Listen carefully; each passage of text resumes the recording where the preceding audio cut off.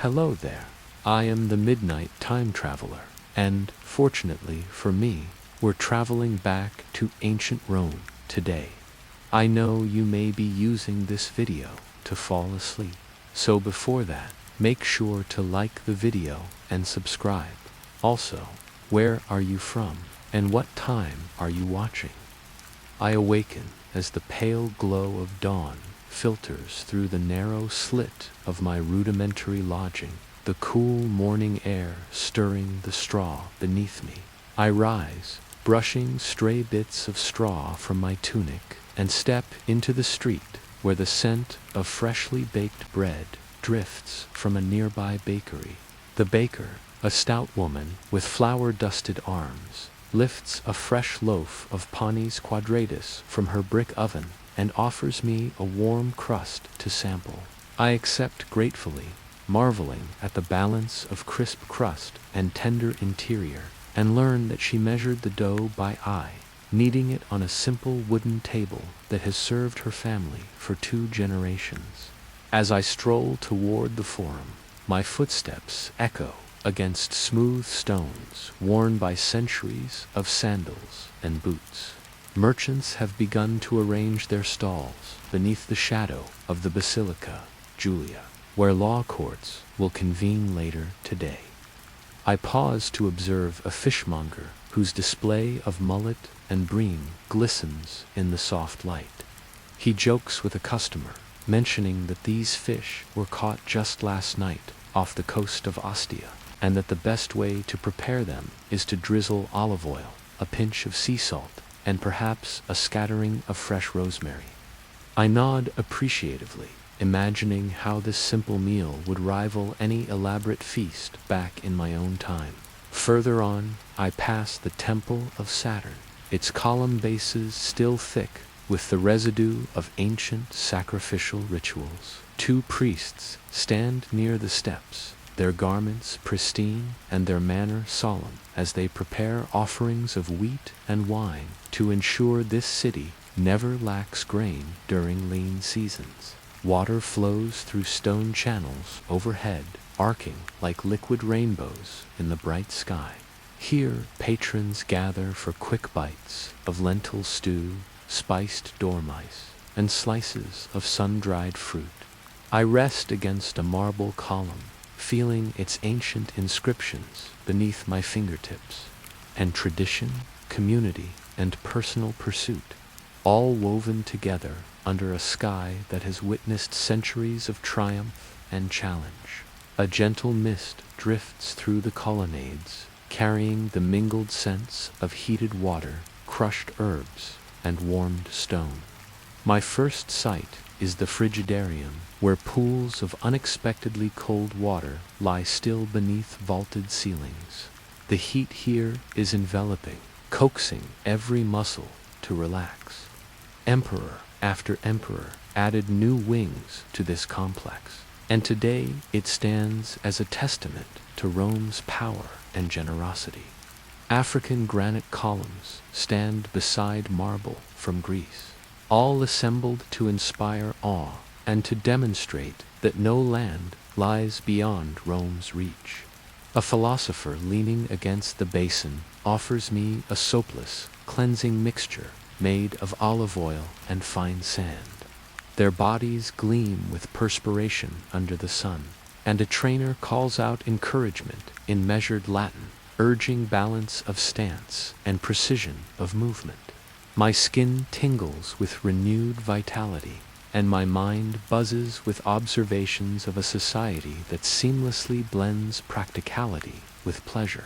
As I set out toward the market for an afternoon of trade and conversation, I carry with me a fresh understanding of Roman life, one anchored in community, routine, and the elegant simplicity of daily customs.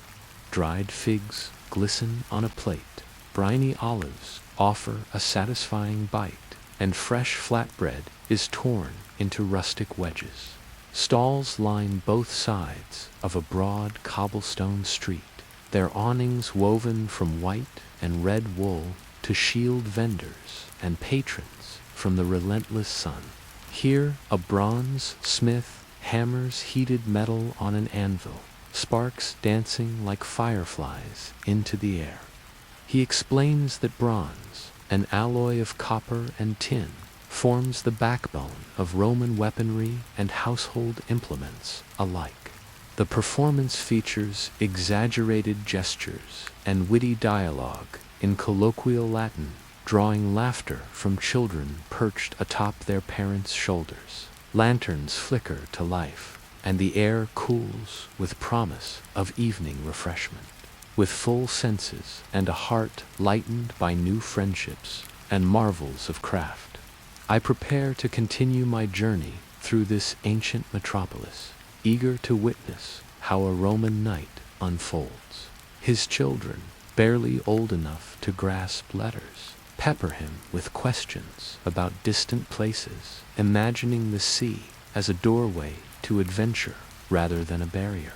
They invite me to roast chestnuts skewered on bronze rods, the sweet scent drifting upward as children chase each other between the columns.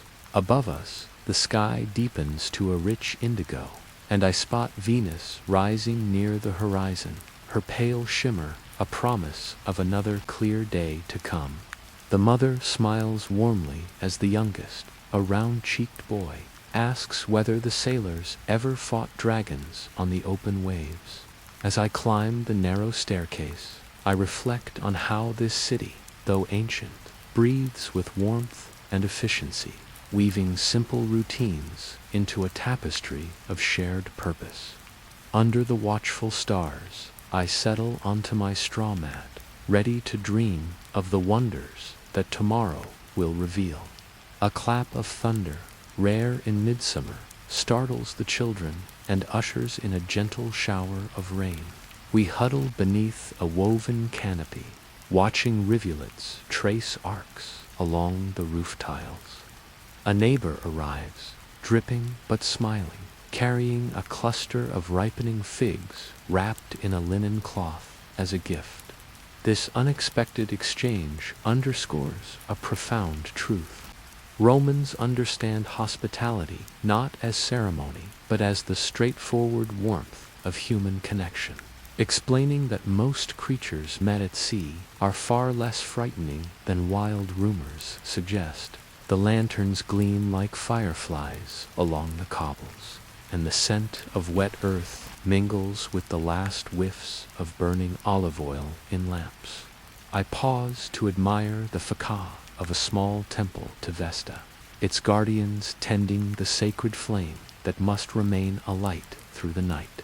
The flickering fire casts dancing shadows upon the walls, a reminder of Roman piety and the continuity of faith.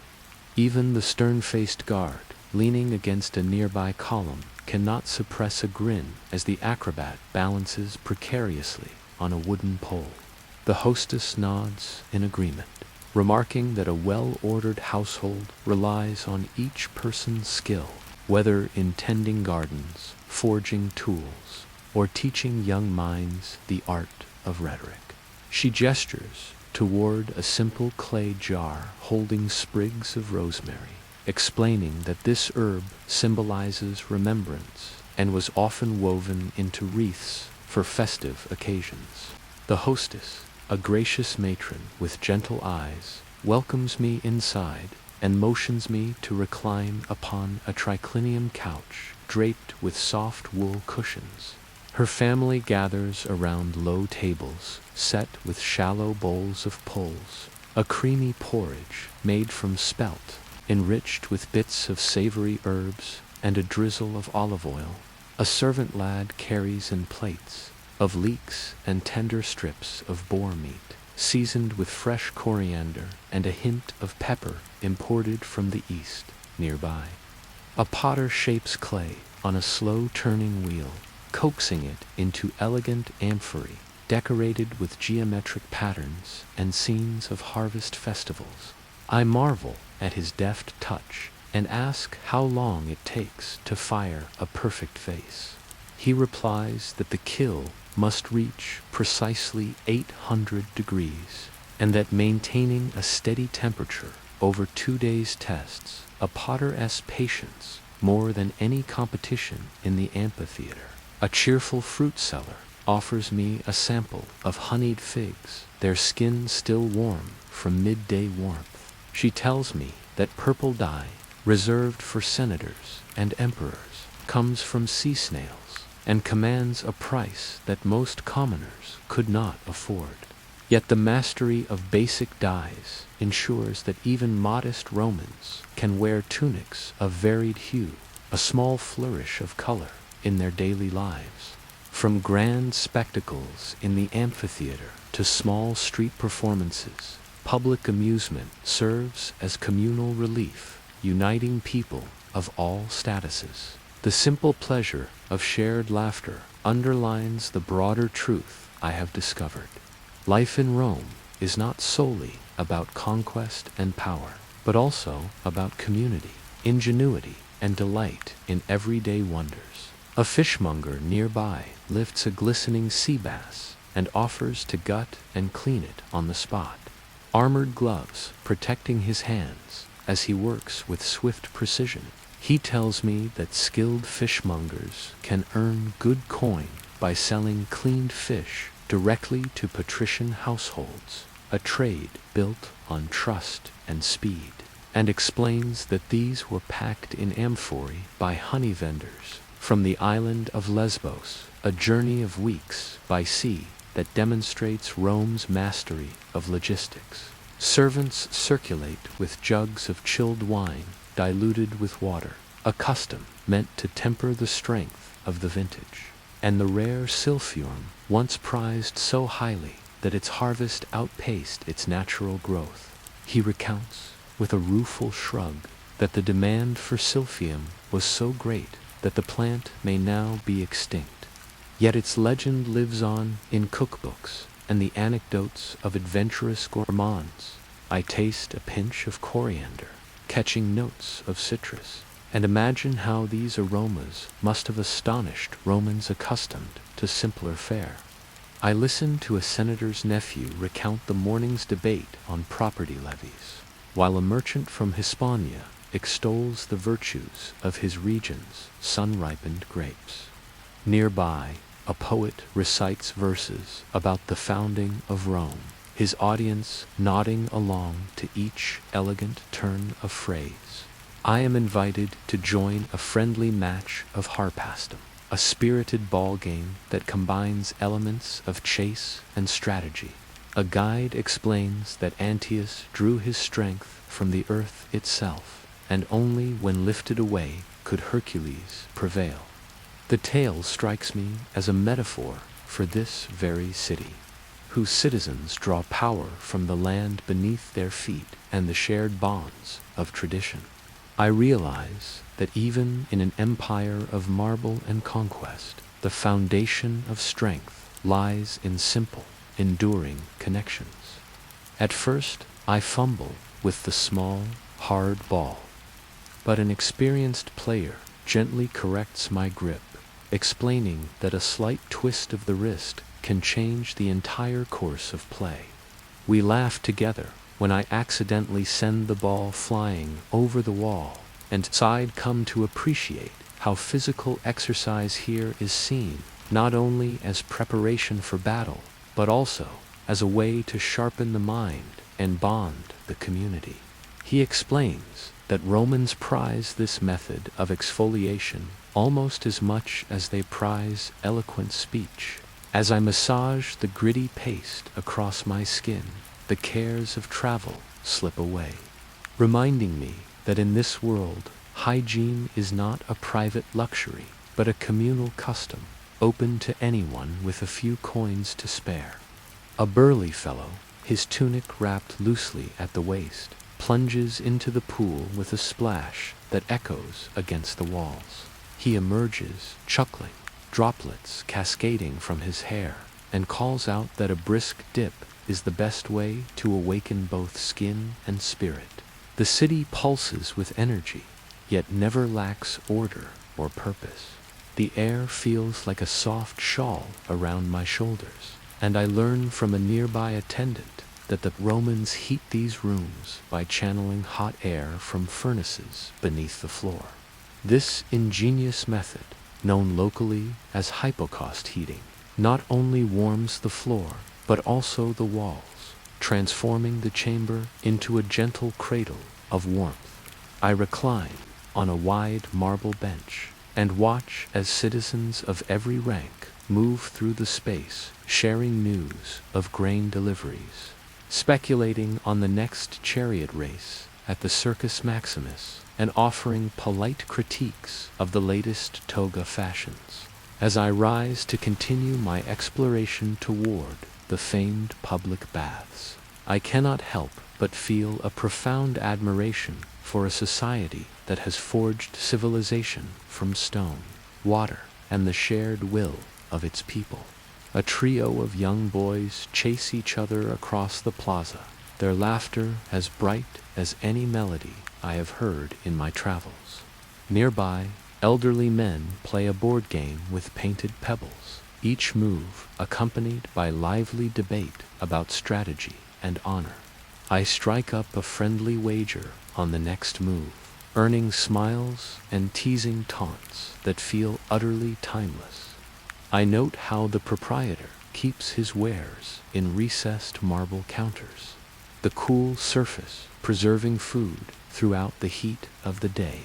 He shares with me his small secret that adding a dash of rum, a fermented fish sauce, beloved by all social classes, brings out delicate flavors even in humble dishes. I sample a spoonful of stew, detecting the subtle temps that lingers on my tongue.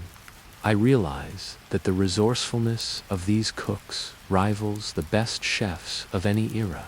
As the sun climbs toward its zenith, I find a shaded nook near the rostra, where orators will soon address the citizen assembly. I rest against a marble column, feeling its ancient inscriptions beneath my fingertips. A trio of young boys chase each other across the plaza, their laughter as bright as any melody I have heard in my travels. Nearby, elderly men play a board game with painted pebbles, each move accompanied by lively debate about strategy and honor. I strike up a friendly wager on the next move, earning smiles and teasing taunts that feel utterly timeless. In these early hours of the day, I realize how life in ancient Rome combines ingenuity and tradition, community and personal pursuit, all woven together under a sky that has witnessed centuries of triumph and challenge. The city pulses with energy, yet never lacks order or purpose. As I rise to continue my exploration toward the famed public baths, I cannot help but feel a profound admiration for a society that has forged civilization from stone, water, and the shared will of its people. I step through the grand entrance of the public baths, passing beneath a marble arch that bears the names of emperors who financed this vast complex. A gentle mist drifts through the colonnades, carrying the mingled scents of heated water, crushed herbs, and warmed stone. My first sight is the frigidarium, where pools of unexpectedly cold water lie still beneath vaulted ceilings. A burly fellow, his tunic wrapped loosely at the waist, plunges into the pool with a splash that echoes against the walls. He emerges chuckling, droplets cascading from his hair, and calls out that a brisk dip is the best way to awaken both skin and spirit. Following the flow of bathers, I enter the tepidarium, where steam rises in lazy curls from the warm floor beneath polished mosaic tiles. The air feels like a soft shawl around my shoulders, and I learn from a nearby attendant that the Romans heat these rooms by channeling hot air from furnaces beneath the floor. This ingenious method, known locally as hypocaust heating, not only warms the floor but also the walls, transforming the chamber into a gentle cradle of warmth. I recline on a wide marble bench and watch as citizens of every rank move through the space sharing news of grain, deliveries speculating on the next chariot race at the Circus Maximus and offering polite critiques of the latest toga fashions. Venturing onward, I find the caldarium, its waters steaming, as though a spring had burst forth from the earth itself. The heat here is enveloping, coaxing every muscle to relax. A philosopher, leaning against the basin, offers me a soapless cleansing mixture made of olive oil and fine sand. He explains that Romans prize this method of exfoliation almost as much as they prize eloquent speech. As I massage the gritty paste across my skin, the cares of travel slip away, reminding me that in this world, hygiene is not a private luxury, but a communal custom, open to anyone with a few coins to spare. Between these main chambers, I wander through shaded walkways lined with fluted columns, each one hewn from foreign stone and transported across the seas by courageous mariners. Emperor after emperor added new wings to this complex, and today it stands as a testament to Rome's power and generosity. African granite columns stand beside marble from Greece, all assembled to inspire awe and to demonstrate that no land lies beyond Rome's reach. Outside, in the open exercise courtyard, I observe men and women practicing wrestling techniques and ball games. Their bodies gleam with perspiration under the sun, and a trainer calls out encouragement in measured Latin, urging balance of stance and precision of movement. I am invited to join a friendly match of harpastum, a spirited ball game that combines elements of chase and strategy. At first I fumble with the small, hard ball, but an experienced player gently corrects my grip, explaining that a slight twist of the wrist can change the entire course of play. We laugh together when I accidentally send the ball flying over the wall, and I come to appreciate how physical exercise here is seen not only as preparation for battle, but also as a way to sharpen the mind and bond the community. As the sun climbs toward its zenith, I retire to a low couch in the triclinium beyond the baths, where light refreshments await. Dried figs glisten on a plate, briny olives offer a satisfying bite, and fresh flatbread is torn into rustic wedges. Servants circulate with jugs of chilled wine diluted with water, a custom meant to temper the strength of the vintage. I listen to a senator's nephew recount the morning's debate on property levies, while a merchant from Hispania extols the virtues of his region's sun-ripened grapes. Nearby, a poet recites verses about the founding of Rome, his audience nodding along to each elegant turn of phrase. Before I depart, I pause at a wall adorned with a painted scene of Hercules wrestling Antaeus. A guide explains that Antaeus drew his strength from the earth itself, and only when lifted away could Hercules prevail. The tale strikes me as a metaphor for this very city, whose citizens draw power from the land beneath their feet and the shared bonds of tradition. I realize that even in an empire of marble and conquest, the foundation of strength lies in simple, enduring connections.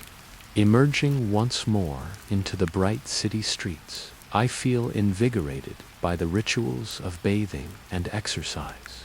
My skin tingles with renewed vitality, and my mind buzzes with observations of a society that seamlessly blends practicality with pleasure. As I set out toward the market for an afternoon of trade and conversation, I carry with me a fresh understanding of Roman life, one anchored in community, routine, and the elegant simplicity of daily customs. Leaving the soothing embrace of the baths behind, I wander toward the bustling market district of Vicus Tuscus, where the scent of ripe fruit mingles with the earthy aroma of fresh vegetables and the sweeter perfume of imported dates. Stalls line both sides of a broad cobblestone street, their awnings woven from white and red wool to shield vendors and patrons from the relentless sun. A cheerful fruit seller offers me a sample of honeyed figs, their skin still warm from midday warmth, and explains that these were packed in amphorae by honey vendors from the island of Lesbos, a journey of weeks by sea that demonstrates Rome's mastery of logistics. Beyond the fruit stalls, I find a spice merchant whose shelves display small glass vials of coriander, saffron, and the rare silphium, once prized so highly that its harvest outpaced its natural growth. He recounts, with a rueful shrug, that the demand for silphium was so great that the plant may now be extinct. Yet its legend lives on in cookbooks and the anecdotes of adventurous gourmands. I taste a pinch of coriander, catching notes of citrus, and imagine how these aromas must have astonished Romans accustomed to simpler fare. At the far end of the market, I glimpse a carriage being unloaded by a pair of slave attendants, its wooden wheels creaking under the weight of fresh fish arriving from Ostia. A fishmonger nearby lifts a glistening sea bass and offers to gut and clean it on the spot. Armored gloves protecting his hands as he works with swift precision. He tells me that skilled fishmongers can earn good coin by selling cleaned fish directly to patrician households, a trade built on trust and speed. Turning away, I venture down a narrow lane that leads to a row of artisan workshops. Here, a bronze smith hammers heated metal on an anvil, sparks dancing like fireflies into the air. He explains that bronze, an alloy of copper and tin, forms the backbone of Roman weaponry and household implements alike. Nearby, a potter shapes clay on a slow-turning wheel, coaxing it into elegant amphorae decorated with geometric patterns and scenes of harvest festivals.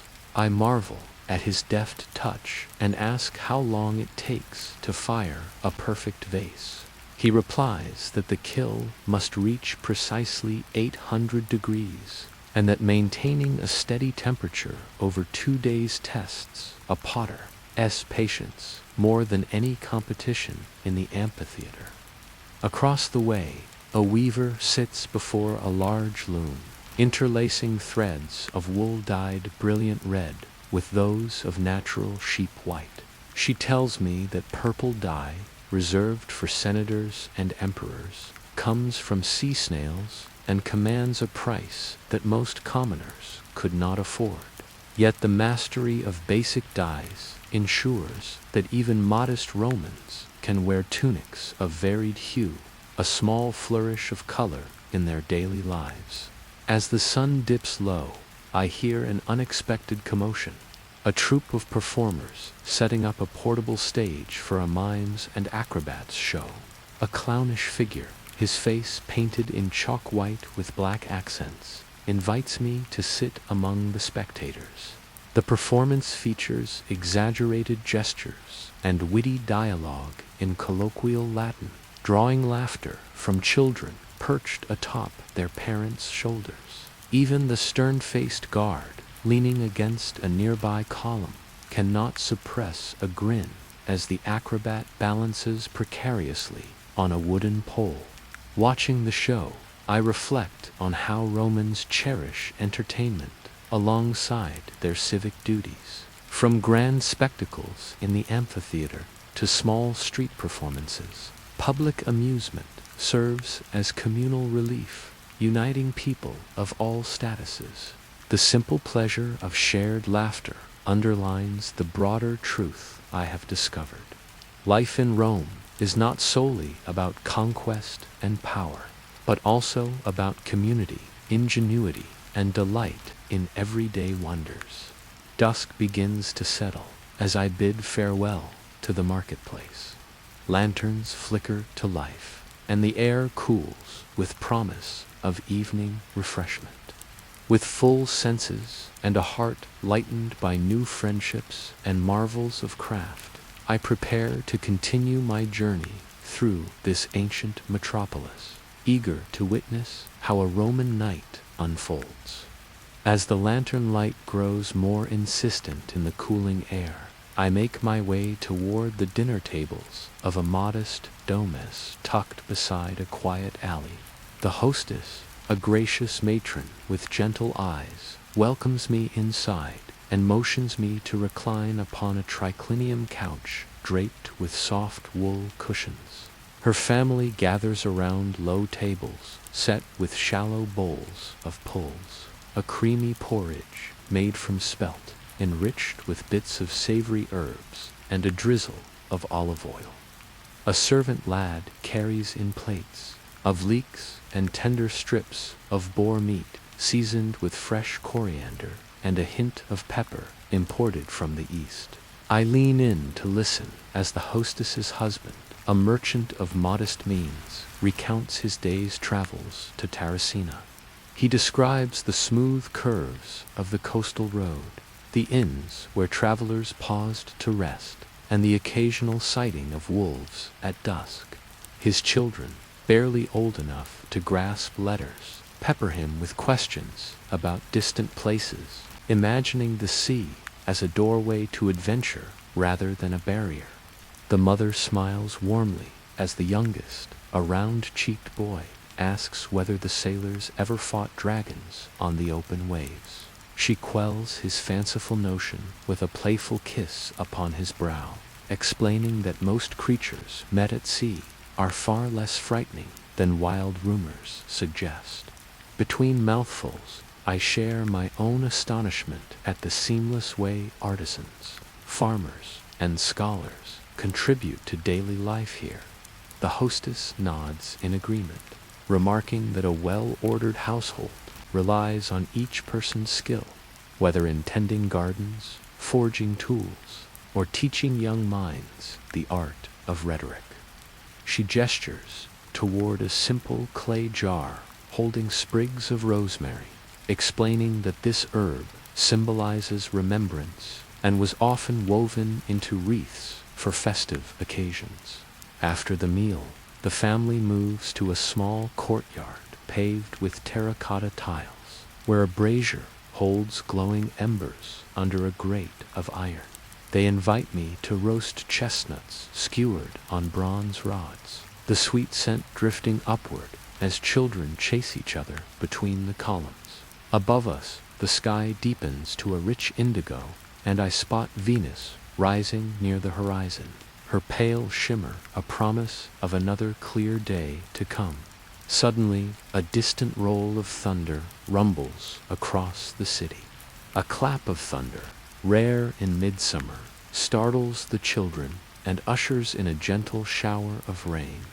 Instantly, the courtyard stones darken as droplets gather, and the family marvels at how the aqueduct channels divert the runoff to nearby drains, preventing flooding even in sudden storms. We huddle beneath a woven canopy, watching rivulets trace arcs along the roof tiles. A neighbor arrives, dripping but smiling, carrying a cluster of ripening figs wrapped in a linen cloth as a gift. This unexpected exchange underscores a profound truth. Romans understand hospitality not as ceremony but as the straightforward warmth of human connection. When the rain eases, I bid farewell to my generous hosts and step back into the street. The lanterns gleam like fireflies along the cobbles, and the scent of wet earth mingles with the last whiffs of burning olive oil in lamps. I pause to admire the facade of a small temple to Vesta, its guardians tending the sacred flame that must remain alight through the night. The flickering fire casts dancing shadows upon the walls, a reminder of Roman piety and the continuity of faith. With heart and mind nourished by nourishment, friendship, and marvels of civic design, I retire toward my humble lodgings. As I climb the narrow staircase, I reflect on how this city, though ancient, breathes with warmth and efficiency, weaving simple routines into a tapestry of shared purpose. Under the watchful stars, I settle onto my straw mat, ready to dream of the wonders that tomorrow will reveal. At the first hint of light, I stir once more, the sky outside my window already paling from deepest indigo to silvered blue. The sounds of the city reach me in gentle chorus, a goat's distant bleat, the creak of a cart emerging from a side street, and the soft footsteps of awakening insula dwellers. Rising from my straw mat, I wrap myself in my well-worn tunic and step into the corridor, where a small oil lamp glows like a captive star. I pause to fill my lungs with the cool morning air, and note how even at this early hour the streets glisten with dew that clings to stone, transforming each cobblestone into a bead of light. Making my way toward Capitoline Hill, I encounter a group of scribes gathered around a public notice pinned to a wooden board. The crier, wearing a simple cloak and carrying a bronze trumpet, announces the opening of new public games next week, offering charioteers from across the empire a chance to display their skill. The scribes copy the announcement onto wax tablets, ensuring that even those who cannot read large inscriptions will learn of the event through personal messengers. I ask one earnest youth why the trumpet accompanies the proclamation, and he replies that the sound carries beyond the board's reach, alerting passersby to look upward. He demonstrates by blowing a brief blast, and I wince at its sharp clarity, then laugh when he mimics my reaction by tapping his tablet. Continuing upward, I pass the temple of Jupiter, Optimus Maximus, its massive columns rising like guardians against the dawn. A priestess in white linen stands at the front steps, her voice soft as she cleanses her hands in a bronze basin filled with water drawn from the sacred spring beneath the hill. She explains that purity of body reflects purity of intent, ensuring that prayers offered before the great statue resonate with divine will. I watch as worshippers approach with small cakes of barley and salt, offerings meant to secure peace and prosperity across Rome's domains. From the hilltop, I surveyed the city laid out below, roofs of terracotta tile, aqueduct arches marching in the distance, and the silent silhouette of the Colosseum awaiting its next spectacle.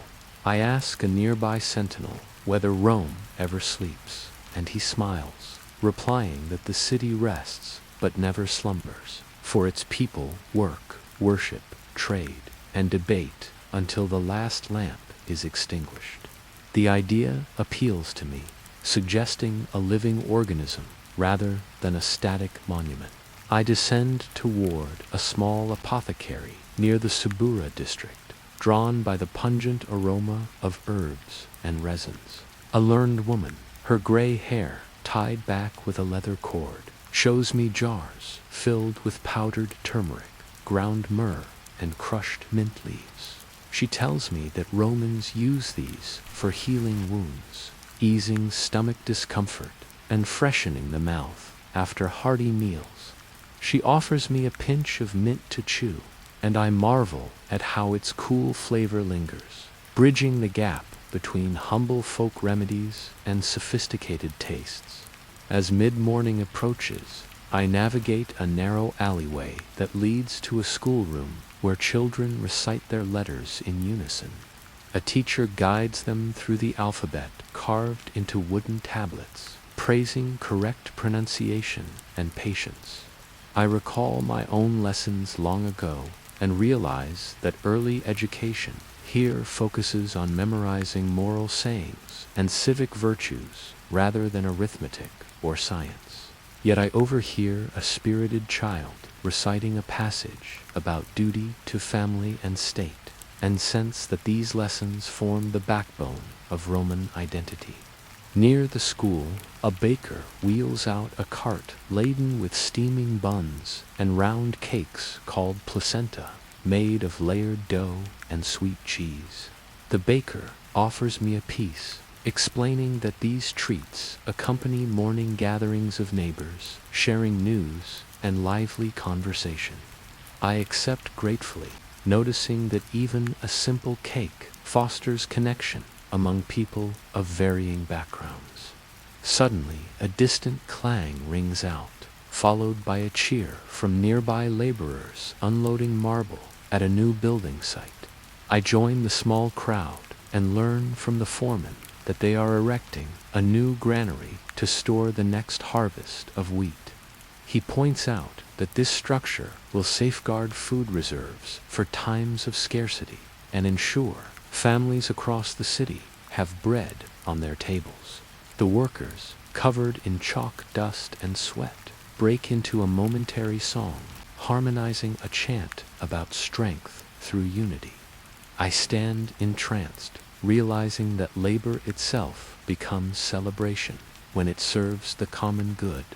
As the sun climbs toward its zenith, I pause in a shaded vestibule, reflecting on a single truth in this world of stone, water, and human will. Each day unfolds as a tapestry woven from countless acts of care and cooperation.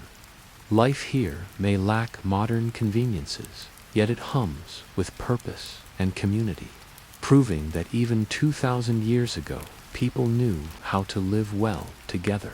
With renewed curiosity, I set out once again to explore the wonders that await in the heart of Rome.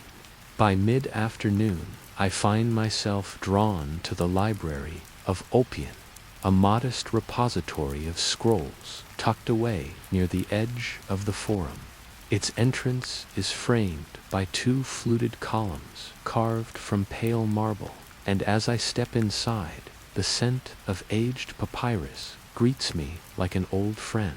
Scrolls lined the wooden shelves from floor to ceiling, each one labeled with elegant inked script detailing its contents. I run my fingers lightly along the spines, careful not to disturb the delicate fibers, and overhear a scribe reciting aloud a passage from the historian Livy about the founding of Rome and the virtues of its earliest leaders. A tutor with graying temples invites me to sit upon a low bench beside a young student who struggles with a passage of Cicero.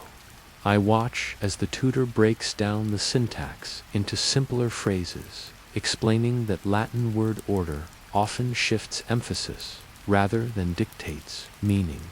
He illustrates with a simple example that saying the consul praised, the soldier conveys the same thought as the soldier the consul praised. Though the intent may feel subtly different, I nod with newfound understanding, recalling my own difficulty unraveling old texts, and realize how education here balances rigorous discipline with patient guidance. Just beyond the reading room, I discover a small lecture hall where a philosopher expounds upon Stoic precepts. His voice is measured and calm as he reminds his audience that external events lie beyond our control, while virtue alone remains a firm foundation. As he speaks of Marcus Aurelius's meditations, I feel the weight of those ancient words pressing upon me, inviting reflection on my own fears and desires. A hand shoots up, belonging to a woman clad in simple wool, who asks whether such teachings apply when one faces the capricious whims of fate. The philosopher replies that whether one navigates the politics of the Senate or the pleasure of a banquet, the practice of equanimity transforms each moment into an opportunity for growth. Leaving the hushed reverence of the library, I stroll toward the Aventine Hill, where a group of farmers display bundles of grapes and ears of corn. They laugh together as they sort produce for delivery to the nearby market, and one weathered man hands me a bunch of deep purple grapes to taste. Their sweetness is tempered by a faint tang, a reminder of the early summer harvest. He explains that each vineyard owner tends vines according to lunar cycles, believing that the moon's phases influence the sap and the soil. Though I consider this a quaint superstition, the consistency of their bounty speaks to a practical wisdom honed over generations. A sudden rustle overhead draws my gaze to an olive tree where a majestic eagle has landed upon a sturdy branch. Its wings fold with casual grace as it surveys the world below. A child nearby gasps in wonder and points, and the crowd gathers to glimpse the bird of prey. No one seems alarmed, though they whisper reverently that the eagle symbolizes Jupiter's favor, a good omen for the year's harvest and the city's fortunes. I watch as the bird takes flight again, its cry sounding like a trumpet call echoed across stone, and feel a surge of optimism as it disappears beyond the rooftops. As afternoon transitions into early evening, I descend into the Subura district, where narrow lanes lead to a humble tavern built of brick and plaster. Inside, wooden benches encircle low tables where laborers drink watered wine and share bowls of lentils simmered with onions and herbs. The tavern keeper, a stout fellow with a ready laugh, ladles stew into clay bowls and offers me a seat beside a construction worker whose hands remain stained with mortar. He tells me that this is the day's final repast before he returns home to his sleeping children, and his face softens as he describes their dreams of becoming artisans or soldiers one day. Over the course of our meal, I learn that Romans value fellowship as much as food itself, and that a bowl of pulmentum enjoyed in good company can mend the weariness of muscle and spirit alike. The tavern's walls bear crude frescoes depicting scenes of Bacchus raising a cup to a chorus of revelers, a reminder that even humble settings celebrate joy and kinship. As lantern light flickers around us, I reflect on how each simple interaction, from scholarly discourse to sharing grapes, weaves together the vibrant tapestry of daily life. Night approaches, and with it the promise of rest and renewal. I bid farewell to my new acquaintances, their laughter fading behind me as I step once more into the deepening dusk. The city's lamplight guides my way back to my lodgings, and I carry with me the memory of a world where learning, community, and small marvels combine into a life that feels remarkably rich and reassuring. Tomorrow, I know, will bring fresh discoveries, and I drift toward sleep, eager for dawn's next gentle call. The next dawn arrives with a soft chorus of bird song and distant laughter, as children chase one another through the alleyways. I rise early, drawn by the scent of incense drifting from the temple of Bologna, where a small festival has begun. Pulling on my tunic, I hurry through streets, still cool with morning mist and lantern glow, arriving as priests ignite braziers filled with frankincense and myrrh. The fragrant smoke coils toward the marble roof, and worshippers murmur prayers for courage and harmony in the empire's endeavors. A robed officiant greets me kindly, offering a pinch of consecrated salt to sprinkle at the temple threshold. He explains that Bologna, goddess of peace through strength, watches over both warriors and civilians, ensuring that balance endures even in times of conflict. As the sun's rays pierce the open doorway, I notice the painted relief along the walls depicting past campaigns, each soldier's face carved with quiet resolve rather than triumphal arrogance. A local artisan leans close to me and whispers that these images remind Romans that victory demands sacrifice and that peace born of humility lasts longest. After making my own silent offering of grain and wine, I step outside to find a row of merchants selling wreaths of bay leaves and sprigs of laurel. An elderly woman, her hands nimble despite time's gentle passage, offers me a wreath of olive branches, symbol of peace and hospitality. She tells me that participants will wear these during the day's ceremonies, a simple ritual binding citizens to one another and their shared values. Leaving the temple grounds, I wander into a quiet courtyard where a sculptor chisels at a block of marble, shaping the likeness of a dignified matron for a nearby patron. His apprentice stands by, handing tools when needed and occasionally clucking in admiration at his master's skill. I ask how long it takes to finish a sculpture of this size, and the master replies that each curve and angle demands careful thought, for a statue must capture not only likeness but character. He jokes that the marble offers no second chances, so a sculptor must measure twice and carve once, a proverb that makes me smile at its resonance across trades. Further on, a sudden shout draws my attention to a small accident on a narrow street. A loaded cart has lost a wheel, spilling sacks of grain onto the stones. The driver curses softly, yet without panic, while neighbors rush to help, lifting sacks back onto the cart and improvising sturdy branches as makeshift supports until a wheelwright arrives. I assist by offering a sturdy rope to secure the load, and the driver thanks me with a nod, praising Romans' readiness to aid one another. The wheelwright arrives moments later, examines the damage by the torchlight of his apprentice's lantern, and sets to work, fashioning a new axle pin with practiced ease.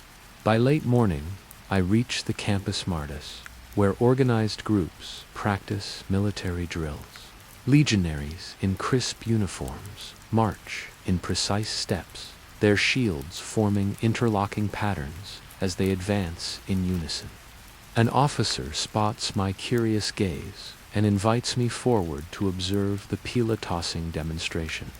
He explains that each javelin must arc just so, embedding its iron tip into the target rather than bouncing harmlessly from the wooden shield.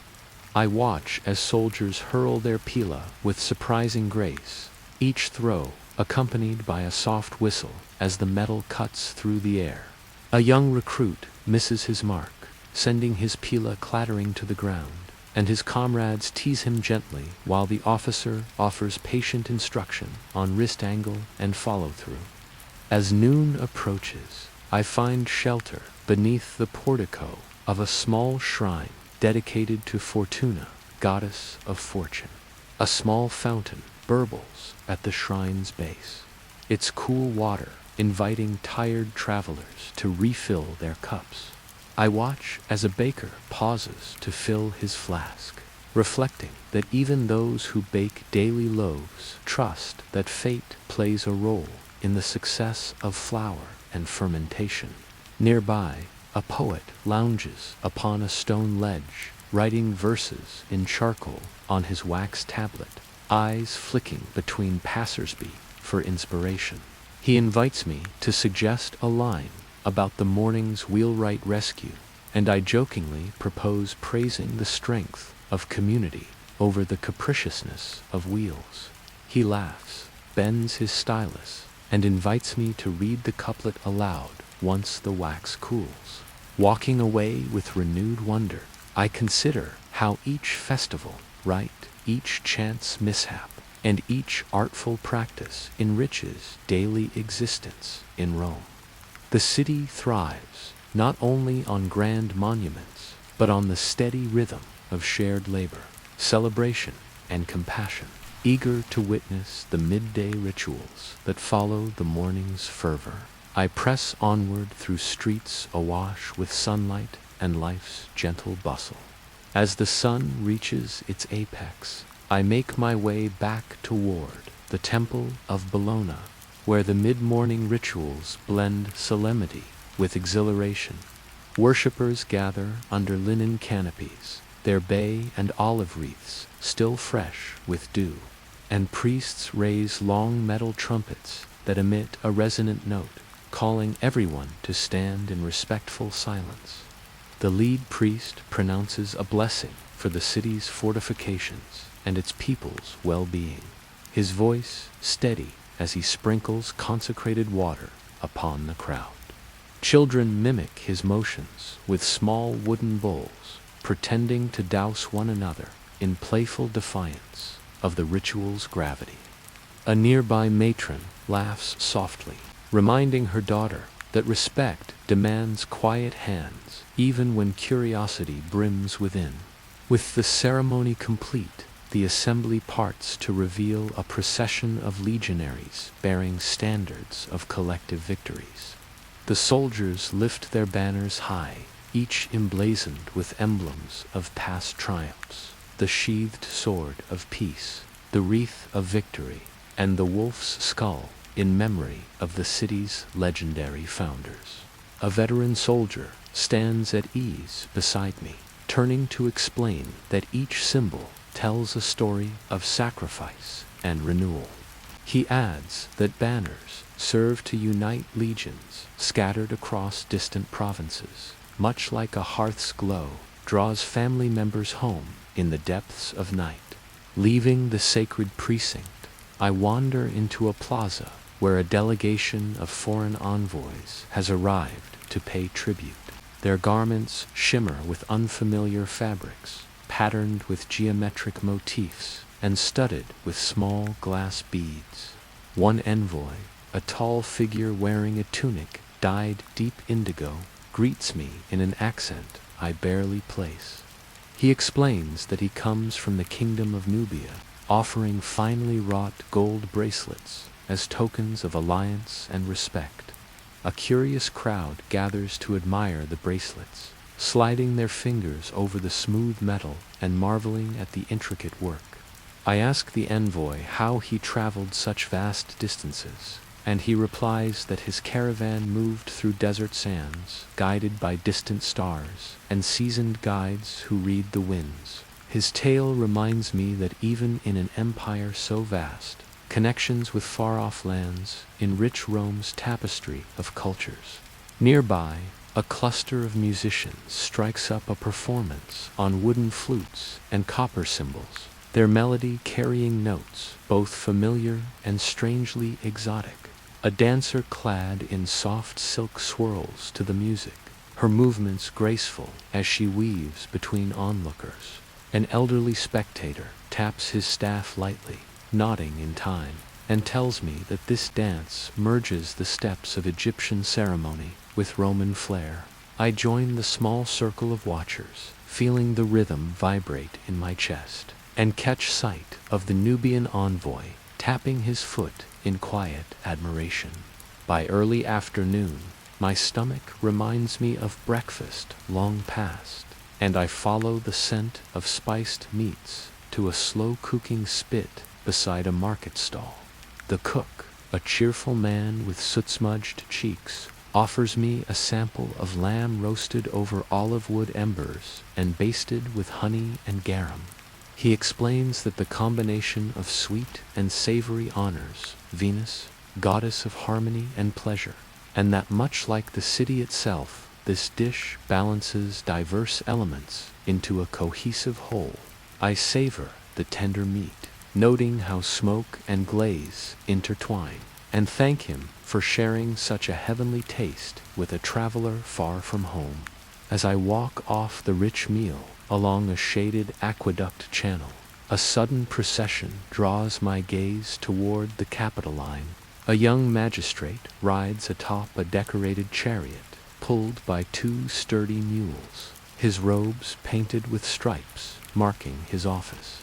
Citizens bow respectfully as he passes, and he raises his hand in a gesture of goodwill, mouthing words I cannot quite catch. A herald following behind claps a wooden tablet and announces that the magistrate invites select citizens to witness a new law's reading this afternoon at the basilica. I lean in closer, eager to see how legal practice shapes daily life, and I remind myself that even amid festivals and exotic gifts, the wheels of governance turn as steadily as the water wheels that power Rome's mills. With curiosity aflame, I proceed toward the Basilica Julia, bracing myself for another chapter in this city's grand tableau, where ceremony, culture, and daily life converge in a seamless flow of purpose and delight. I follow the herald's call toward the Basilica Julia, its broad portico supported by sturdy marble columns that rise like silent sentinels above the assembled crowd. Inside, shafts of light pierce through high windows, illuminating the dust motes dancing in the air. Bench after bench is filled with citizens in tunics of muted colors, each one holding a wax tablet and stylus ready to record the magistrate's words. The air is hushed until the herald strikes his tablet twice, signaling the beginning of the reading. A magistrate in finely woven robes steps forward, his footsteps echoing on the polished floor. He speaks in measured Latin, reading aloud the text of a new edict governing the lease of public land outside the city walls. The words flow easily, yet I notice how each clause balances private profit with communal need, ensuring that no single individual can monopolize the grazing fields meant to nourish many. A farmer in the front row nods appreciatively, murmuring to his neighbor that at last the law protects the smallholder against overreaching wealthy speculators. As the magistrate finishes, the crowd bursts into polite applause, and citizens rise to ask questions.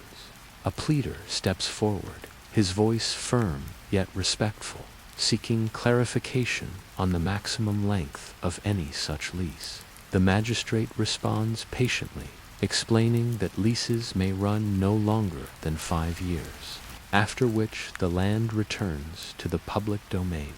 A murmur of satisfaction ripples through the assembled crowd, and I marvel at how this structured dialogue gives ordinary Romans a voice in shaping the rules that govern their lives. Emerging from the basilica, I pause to reflect on the contrast between these orderly proceedings and the boisterous markets I visited earlier. Here the calm cadence of oratory replaces the clamor of merchants, yet both serve the same purpose of forging agreements that bind the community together. I walk toward the Forum of Augustus, passing a street performer juggling small balls carved from olive wood. Though his act is simple, children gather in a tight circle, eyes wide as he tosses them high and catches them with effortless ease. He bows to the applause and offers each child a wooden ball to practice at home, teaching them that mastery begins with play. Just beyond the forum, I hear a commotion. A small dog has become tangled in ropes that secure a merchant's stall. Its frantic yelps draw a crowd of curious onlookers, yet no one seems inclined to intervene until the owner arrives, breathless with concern. Without hesitation, I step forward and untwist the ropes, freeing the grateful animal. Its tail wags so vigorously it nearly knocks the merchant's jars of olives from the table. The owner thanks me profusely and presses a fresh fig into my hand, saying that compassion for creatures, big and small, reflects the soul of a good Roman. I sit on a stone ledge beside a fountain where the clear water glitters in the afternoon sun, savoring the sweetness of the fig nearby. An elderly couple tosses bits of bread to fat goldfish that circle the basin, their fins flashing like burnished bronze. A philosopher pauses by my side and remarks that simple acts of kindness ripple outward, shaping the character of both giver and receiver. I smile, nodding in agreement, realizing that this small rescue embodies the same principles that govern Rome's grandest laws. As shadows lengthen, I rise, to continue my journey, carrying with me the memory of formal debate, lively street entertainment, and the unexpected joy of helping a small creature in need. In Rome, every moment offers a chance to learn, to participate, and to contribute to the thriving tapestry of city life. With evening yet to come, I press onward toward new discoveries. My heart buoyed by the knowledge that even amid stone and ceremony, humanity and warmth endure. As late afternoon drifts toward evening, I decide to visit a small portico school where aspiring orators hone their craft. The school stands just off the Vicus Longus, its columns glowing softly in the slanting sunlight. Inside, young men clad in simple tunics practice delivering speeches before an attentive tutor. I slip into a shadowed corner and listen as one student recites a defense of a farmer accused of failing to pay his tithe. His voice wavers at first, then grows firm as he invokes the farmer's contributions to the community granary and frames his plea in terms of shared duty. The tutor nods approvingly, praising both clarity and compassion, reminding the boy that rhetoric aims not simply to charm, but to uplift truth and justice. Near the entrance, a poet unfolds a roll of parchment, decorated with inked calligraphy and impressive capitals. He reads aloud a newly composed elegy on the passing of a beloved senator's daughter, weaving images of nightingales and weeping willows that tug gently at the heart. As he speaks, I notice how his audience holds its breath at each turn of phrase, then exhales in collective release when the verse resolves into a note of hope and praise for the daughter's virtues. A merchant standing nearby wipes a tear from his eye and confides that even in grief, art reminds Romans of life's enduring beauty. Stepping outside, I follow the low murmur of voices to an open courtyard where a sculptor tests the balance of a bronze statuette upon a marble pedestal. A small crowd admires the piece, a delicate depiction of Diana poised with bow and arrow, each muscle taut as though she might spring into the night sky. The sculptor explains that casting bronze demands patience and precision, for molten metal can reveal or conceal details with the slightest change in temperature. He lifts the statuette gently, inviting me to feel its weight and sense its grace, and I marvel that such tiny works of art spark wonder akin to the grand statues that adorn the Forum. As dusk deepens, I drift toward a modest eatery where workers gather for their post-shift meal. Long tables invite folk from varied trades to sit shoulder to shoulder, and laughter rings out beneath tattered awnings.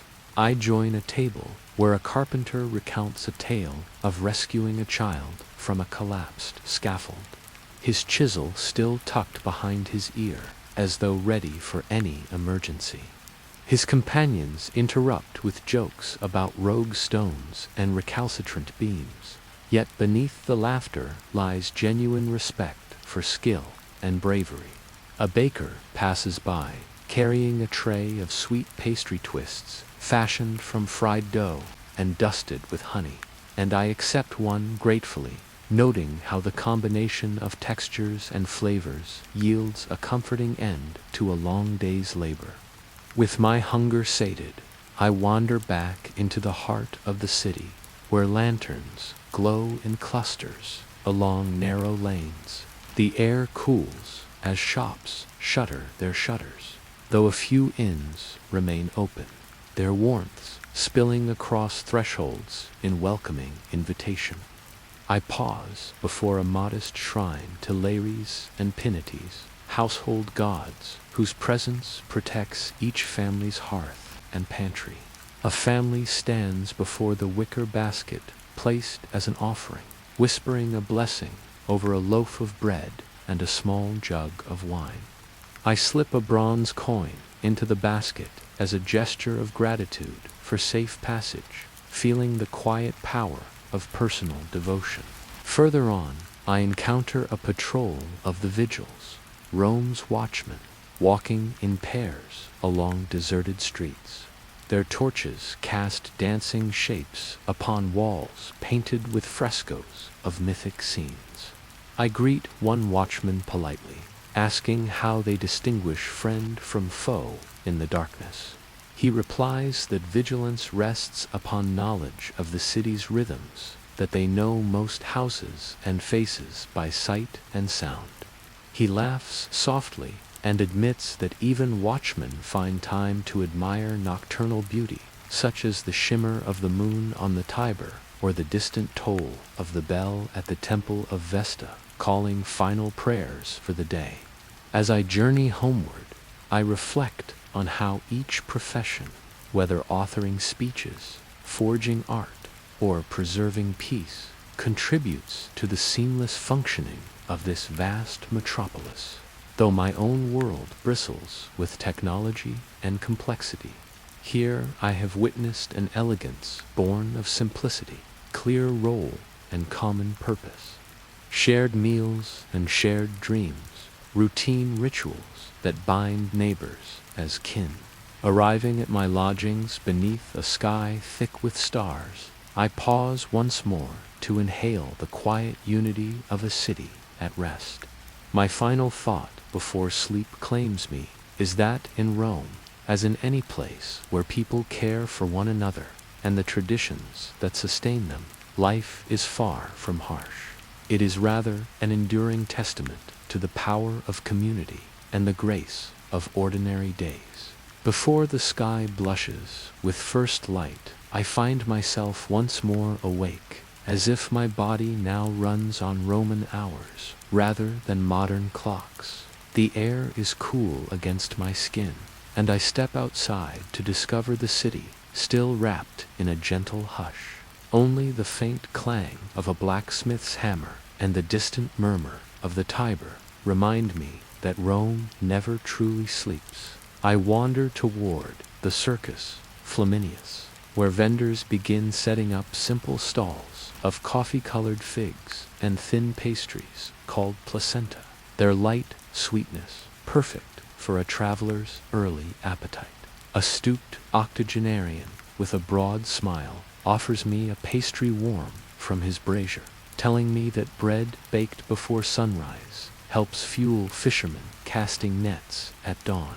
I break the soft cake in two and share half with him, nodding as he marvels at my interest in daily customs.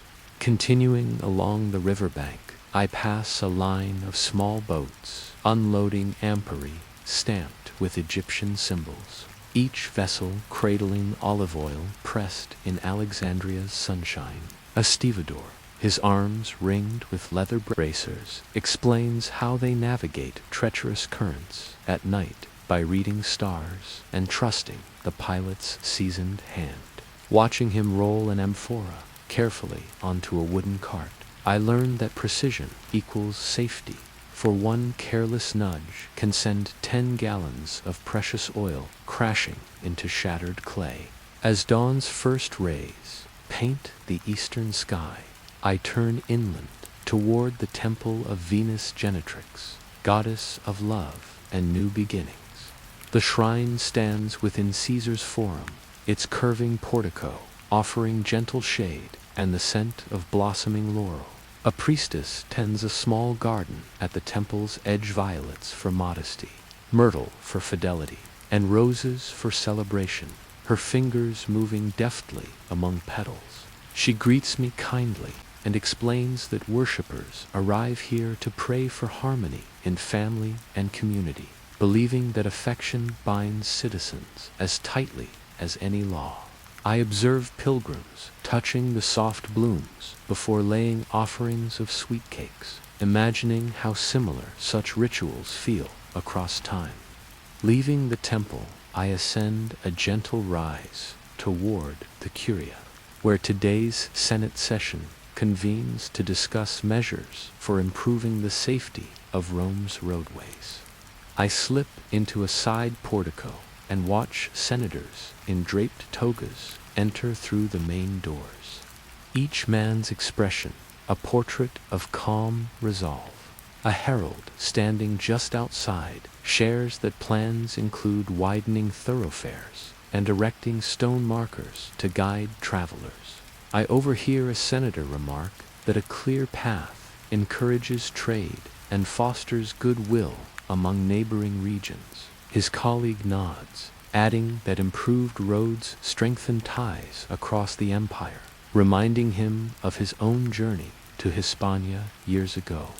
With the Senate meeting underway, I wander next to a modest bakery, where the baker shapes loaves of panis quadratus for both wealthy patricians and common laborers.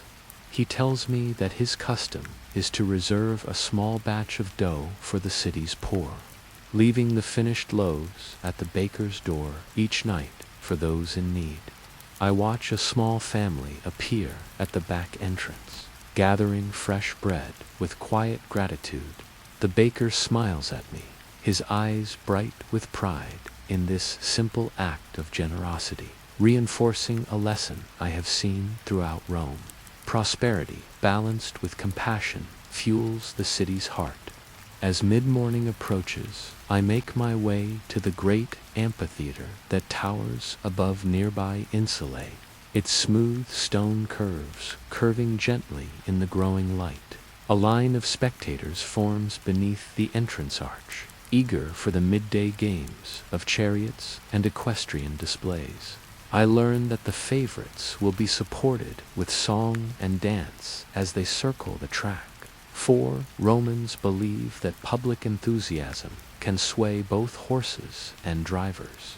Inside the amphitheater, I find a seat among ordinary citizens, leaning against the cool marble and feeling anticipation hum through the crowd. The editor of games appears in the central box, his voice booming above a trumpet fanfare to welcome everyone. He reminds us that these spectacles honor the gods and commemorate heroic deeds, reflecting both discipline and daring. As the chariots burst into view, wheels glittering and horses snorting, I recall how engineers designed the spina at the center of the track to host obelisks and statues, a fitting blend of utility and grandeur.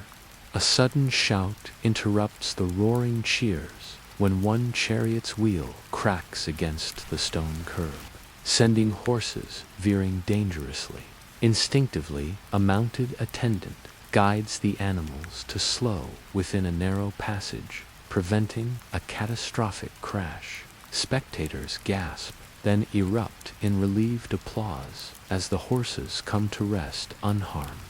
I glance at a veteran guard who nods to me, explaining that the attendant's swift action saved lives, and that training for emergencies runs as deep as training for victory. The midday sun climbs ever higher as I leave the amphitheater, my heart still racing from the spectacle. In Rome, even moments of peril become opportunities for collective relief and admiration of skill.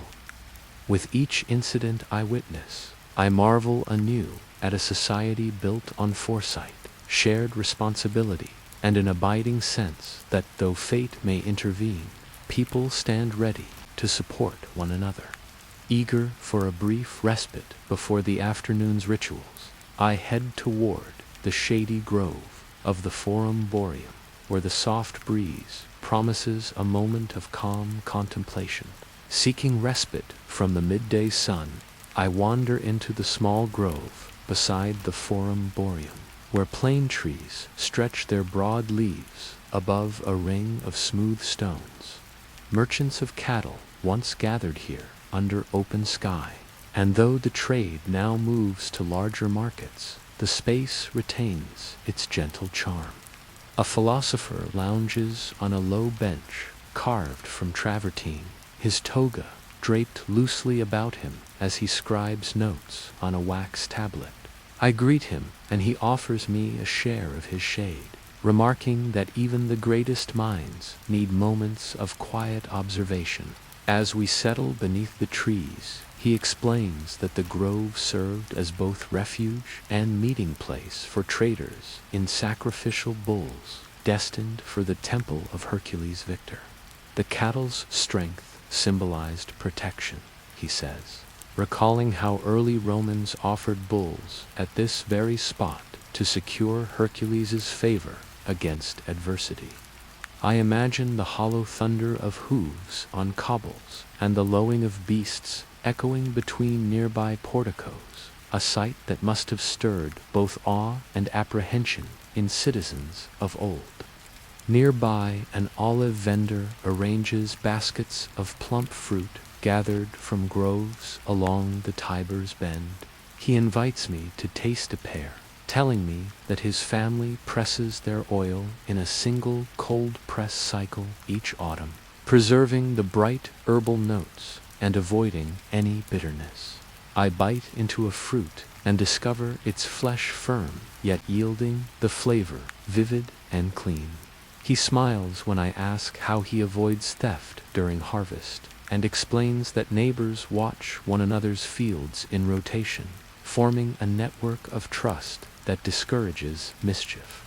A sudden ripple of excitement passes through the grove as a herd of cattle marches by, guided by a team of handlers in simple tunics and leather sandals. The animals' hides gleam with healthy sheen, and one curious calf breaks from the line to sniff a cluster of wildflowers by the path. Its handler, a young woman whose hands bear calluses from rope work, coaxes it back with kind words and gentle prods. She laughs when I remark on the calf's boldness, saying that even beasts know when the world feels safe. Her confidence reminds me that Romans treat domesticated animals with a respect born of shared labor and mutual benefit. I rise to follow the cattle procession as it turns toward the circular temple of Hercules Victor, its monopteros form encircled by slender Corinthian columns. I slip inside with a small crowd, inhaling the cool scent of marble and candle smoke.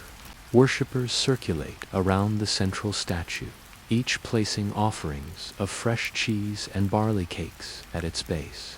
A guard at the entrance explains that any citizen may enter freely, for Hercules' protection belongs to all who seek strength and justice. I touch the cool marble column and sense how architecture itself communicates stability and welcome. Stepping back into sunlight, I find a mosaic artist at work on a portable panel laid atop a wooden stand.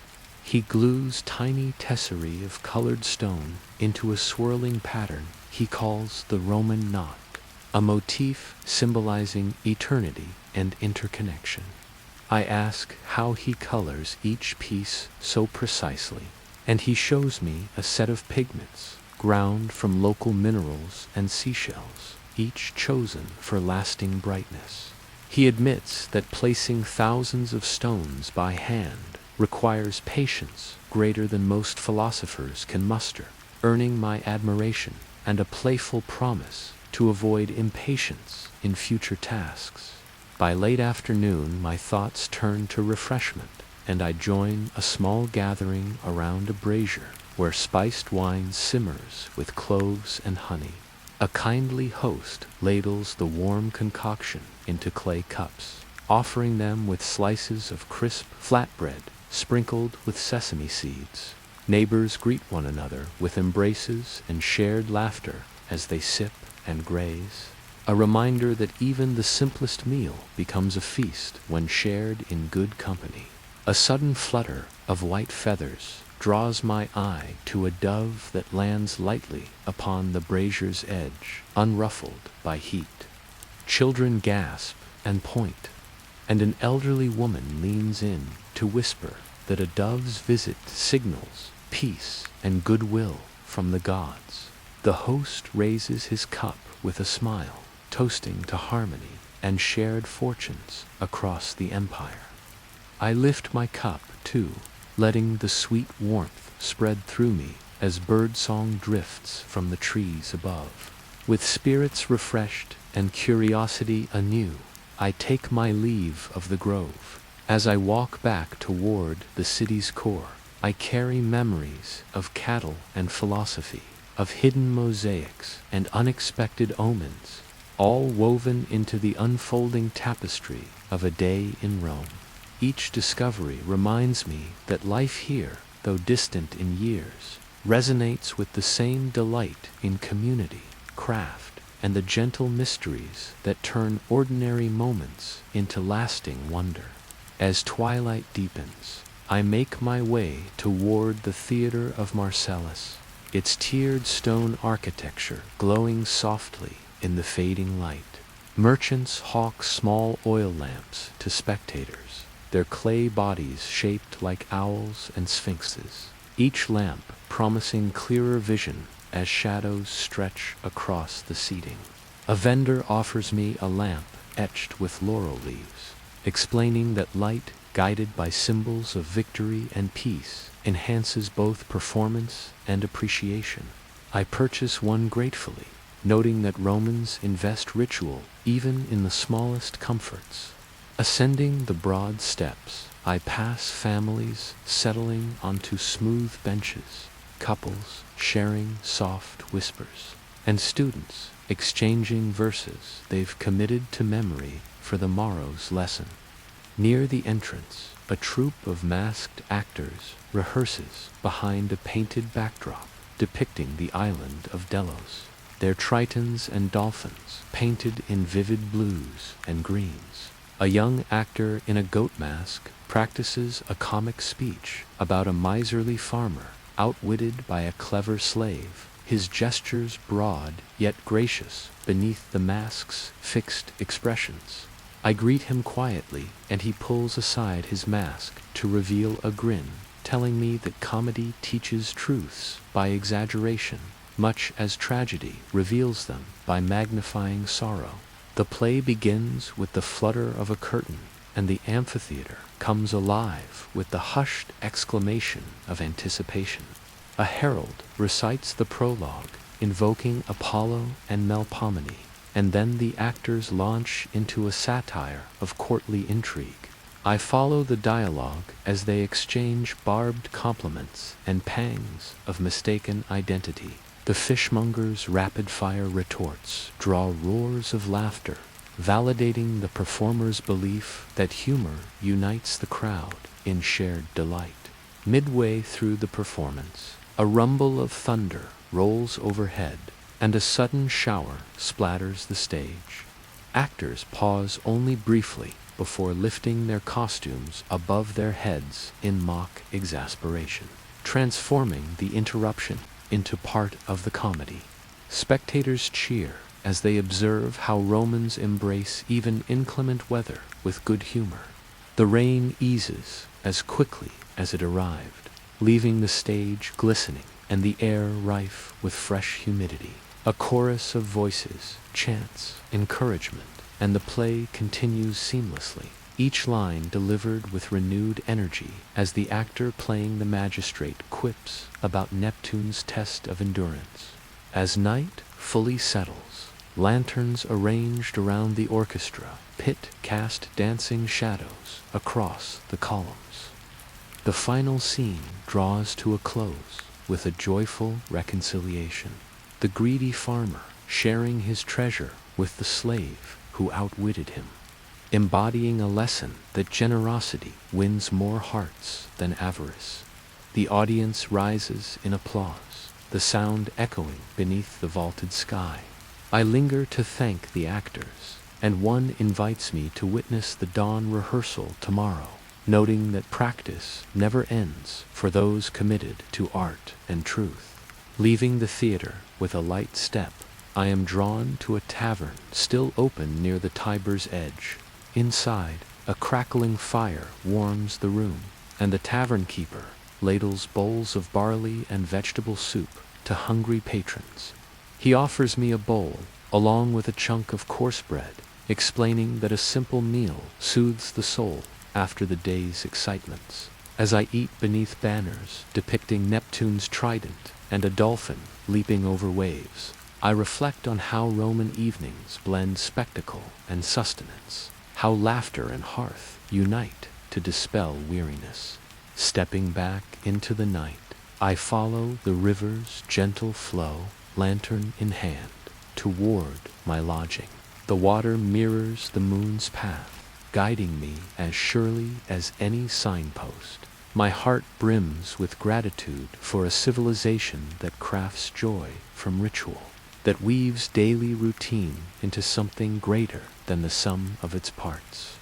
Lulled by the murmuring current and the distant call of an owl, I arrive home, ready to rest, content in the knowledge that in Rome, even ordinary nights shine with the quiet brilliance of community and timeless stories. Before the sky has fully brightened, I set out once again, drawn by the promise of fresh air beyond Rome's crowded thoroughfares.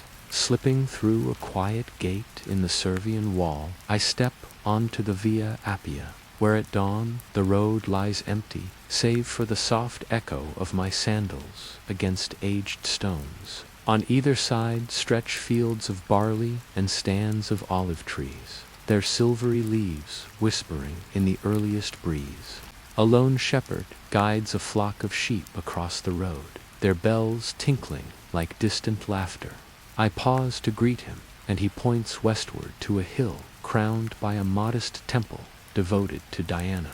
He explains that hunts and festivals occur there once a month, celebrating the goddess's guardianship over both wild creatures and those who dwell among them.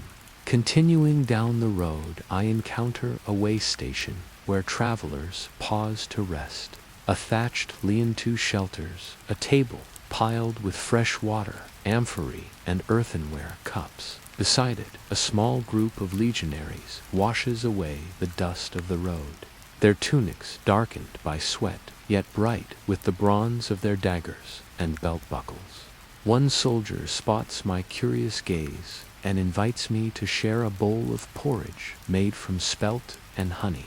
I accept gratefully, savoring the simple porridge that fuels both soldier and scholar alike. He tells me that the Via Appia serves not only as a route to far provinces, but also as a lifeline for news and goods that bind the empire together. A little farther on, I meet a band of traveling merchants who have paused to inspect a broken wheel on a heavily laden wagon. They work with calm efficiency, tightening wooden spokes and applying fresh pitch from a small cauldron to seal the wheel's hub. I offer a length of sturdy rope to help secure the load, and their leader thanks me with a nod of respect. He remarks that on distant journeys, solidarity among travelers often proves as vital as the wagons themselves, for shared effort carries burdens, both physical and mental. As the sun climbs higher, I reach the foot of the gentle rise on which the temple of Diana rests.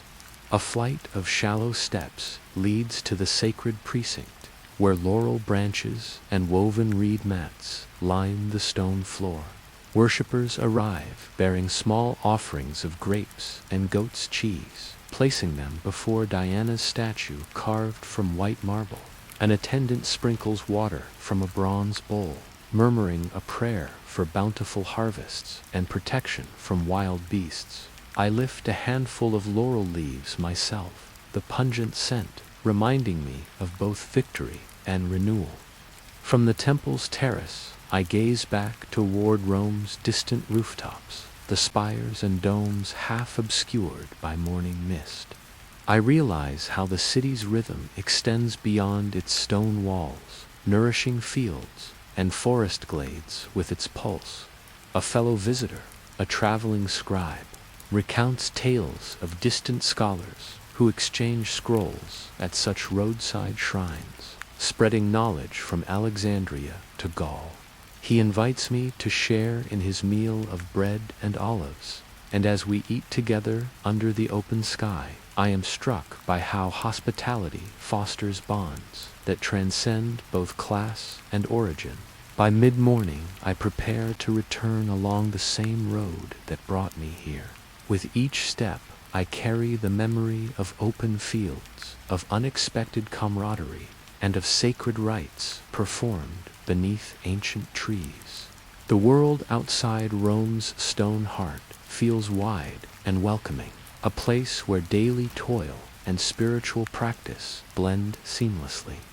As the city's silhouette reappears ahead, I understand that life in this period, though simple by modern measures, brims with purpose, connection, and moments of shared wonder. With renewed gratitude, I re-enter the Servian wall, eager to continue my journey through the ever-unfolding tapestry of Rome's remarkable days. Returning through the Servian gate, I make my way toward the Masalum, Rome's central meat and produce market.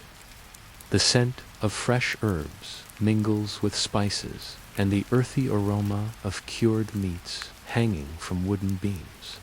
Stallholders call out their wares in cheerful tones, from slices of prosciutto and slabs of cured pork, to clusters of spring onions and bunches of parsley.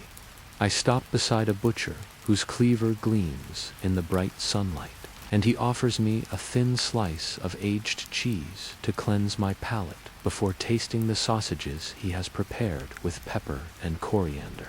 The balance of flavors surprises me, a reminder that even simple foods here are treated with skill and care. Behind the market, I notice a small workshop, bright with the colors of an unfinished floor mosaic. A master mosaicist crouches over his work, carefully fitting each tiny tessera into place to form a swirling design of peacocks and vines. He tells me that this tile work will adorn the floor of a private villa on Palatine Hill, chosen by a young noble who dreams of entertaining guests beneath images of flourishing gardens and exotic birds. I ask how he mixes the stones to achieve such vibrant hues, and he shows me pigments crushed from lapis lazuli and carnelian, traded from distant lands and prized for their brilliance. He laughs as he warns that the trade in precious stones is as competitive as any Senate debate, for patrons demand only the finest materials. A young apprentice stands by to hand him pieces of cut glass and marble, and I watch as his nimble fingers snap each fragment to size. The master explains that patience is the mosaicist's greatest virtue, for rushing can cause misalignment and mar the design's harmony. I recall the phrase, slow and steady, and realize that in this world of stone and craft, the proverb carries literal weight.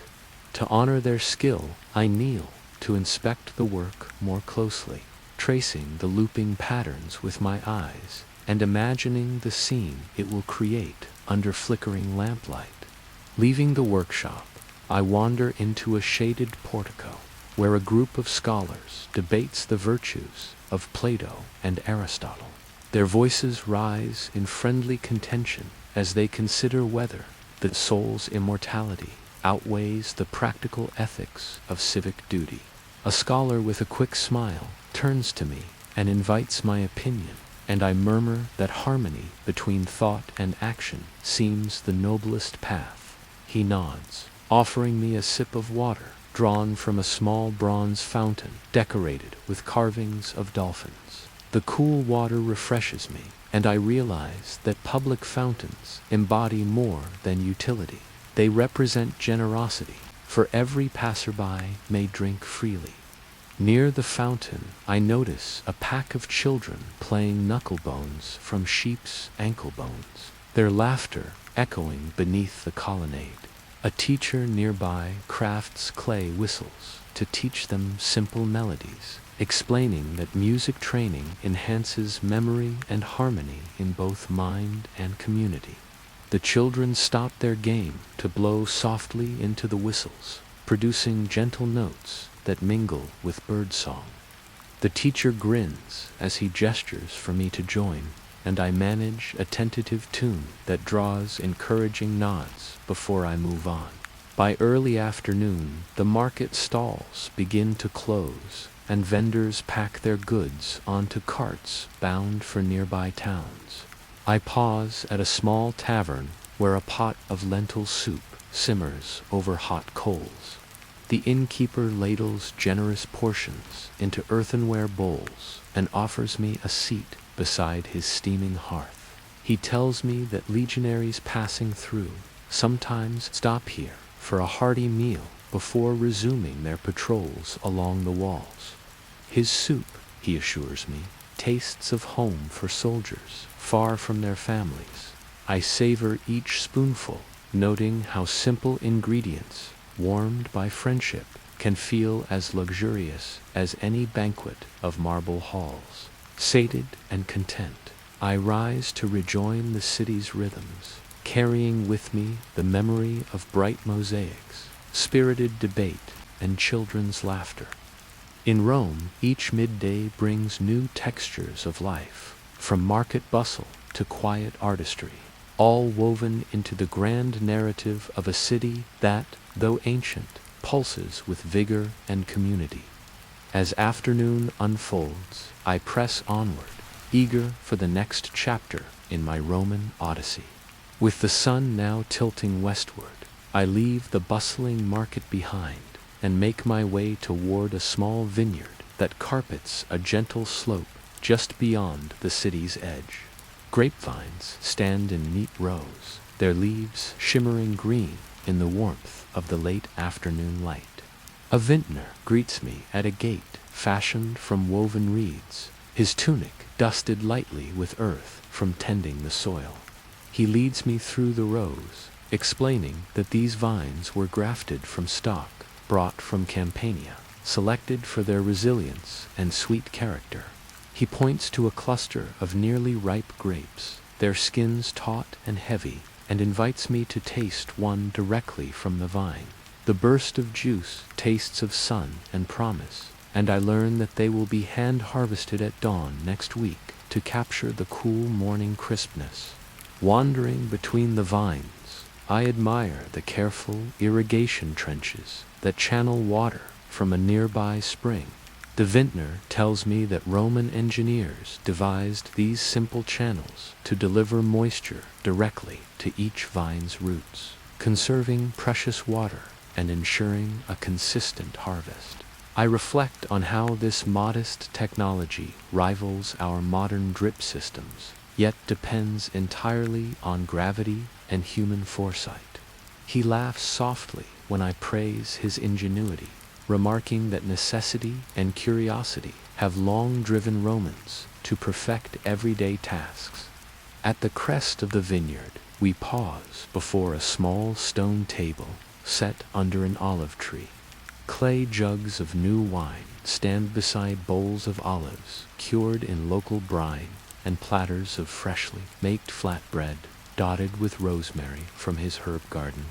We sit upon low stools fashioned from oak, and he pours me a small cup of the young wine. Its flavor is bright and a little tart, a vestige of fermentation's early vigor. He instructs me to let it breathe for a moment, swirling the wine gently before sipping. As the flavor rounds and softens, I understand why Romans cherish the ritual of tasting, for it transforms a simple drink into a moment of reflection and delight. While we eat, I ask about superstitions tied to wine. Were certain days better for drinking, or certain signs to watch for in the sky? He nods, pointing out that many believe the constellation of Scorpio's appearance signals the time for the first press, and that drinking on a day when Jupiter and Venus appear together brings both strength and harmony. He gestures toward the sky where a pale Venus lingers above the east, and I ponder how celestial patterns guided choices from sowing to harvest. As the sun dips toward the horizon, painting the sky in streaks of gold and rose, a soft breeze rustles through the vineyard. The vintner retrieves a small lyre and plucks a gentle tune, the notes echoing across the rows of grapes. I close my eyes and imagine ancient harvest festivals, when songs and dancing first celebrated Bacchus's gifts. The music mingles with the sigh of the wind, carrying stories of toil and triumph through the vines. A sudden clatter draws my gaze to a young worker who has stumbled while carrying a crate of amphorae. He rights himself quickly, a smear of clay across his cheek. But the moment reminds me how each task here demands both skill and care. The vintner waves him over and hands him a bowl of olives, encouraging the youth to rest before returning to work. I feel a deep sense of camaraderie, as though this landscape lives not only through its grapes, but through the shared labors and kindness that sustain it. Night approaches in earnest, and we rise to rejoin the city under its twinkling lanterns. The vintner offers to send a few amphorae of his wine to my lodgings, ensuring I remember this afternoon's flavors long after I return to my own time. I thank him, picturing how the simple act of sipping wine can transport me back to this sunlit slope whenever I close my eyes. Walking back through Rome's gates, I carry with me the memory of vines and song, of generous hospitality and careful craft. The city's walls glow behind me as stars emerge overhead, and I realize that in this world of stone and water and human warmth, each hour unfolds into a story of thoughtful hands and open hearts.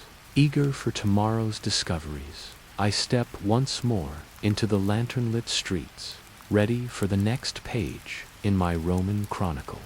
Before the sky lightens, I find myself drawn to the public latrines beside the baths of Agrippa, curious how Romans manage communal hygiene with courtesy and structure. A row of marble seats, each with its own opening and a gentle slope. Beneath stands over a channel of flowing water that carries waste away. Below the seats runs a trough of clear water, tended by attendants who dip wooden scoops to rinse each opening.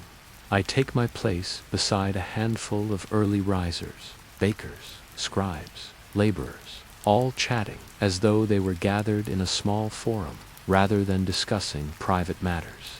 Their easy conversation surprises me, for they speak openly of last night's supper and today's errands, as though this shared necessity forges camaraderie.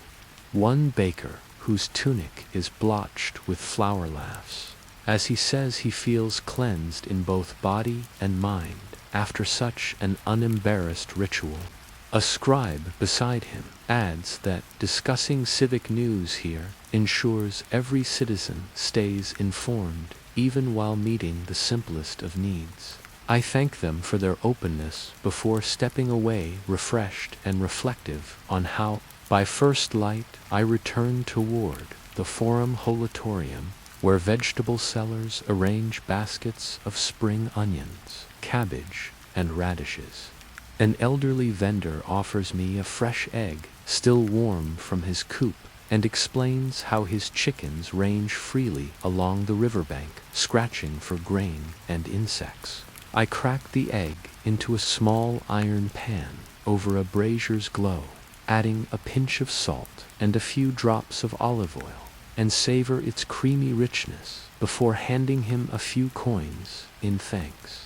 Next, I cross the Pons Fabricius toward Tiber Island, where the temple of Aesculapius stands amidst fragrant herb gardens of dill, mint, and savory. Pilgrims arrive, carrying small clay votive shapes, hands, feet, even eyes, hoping for healing of body and spirit.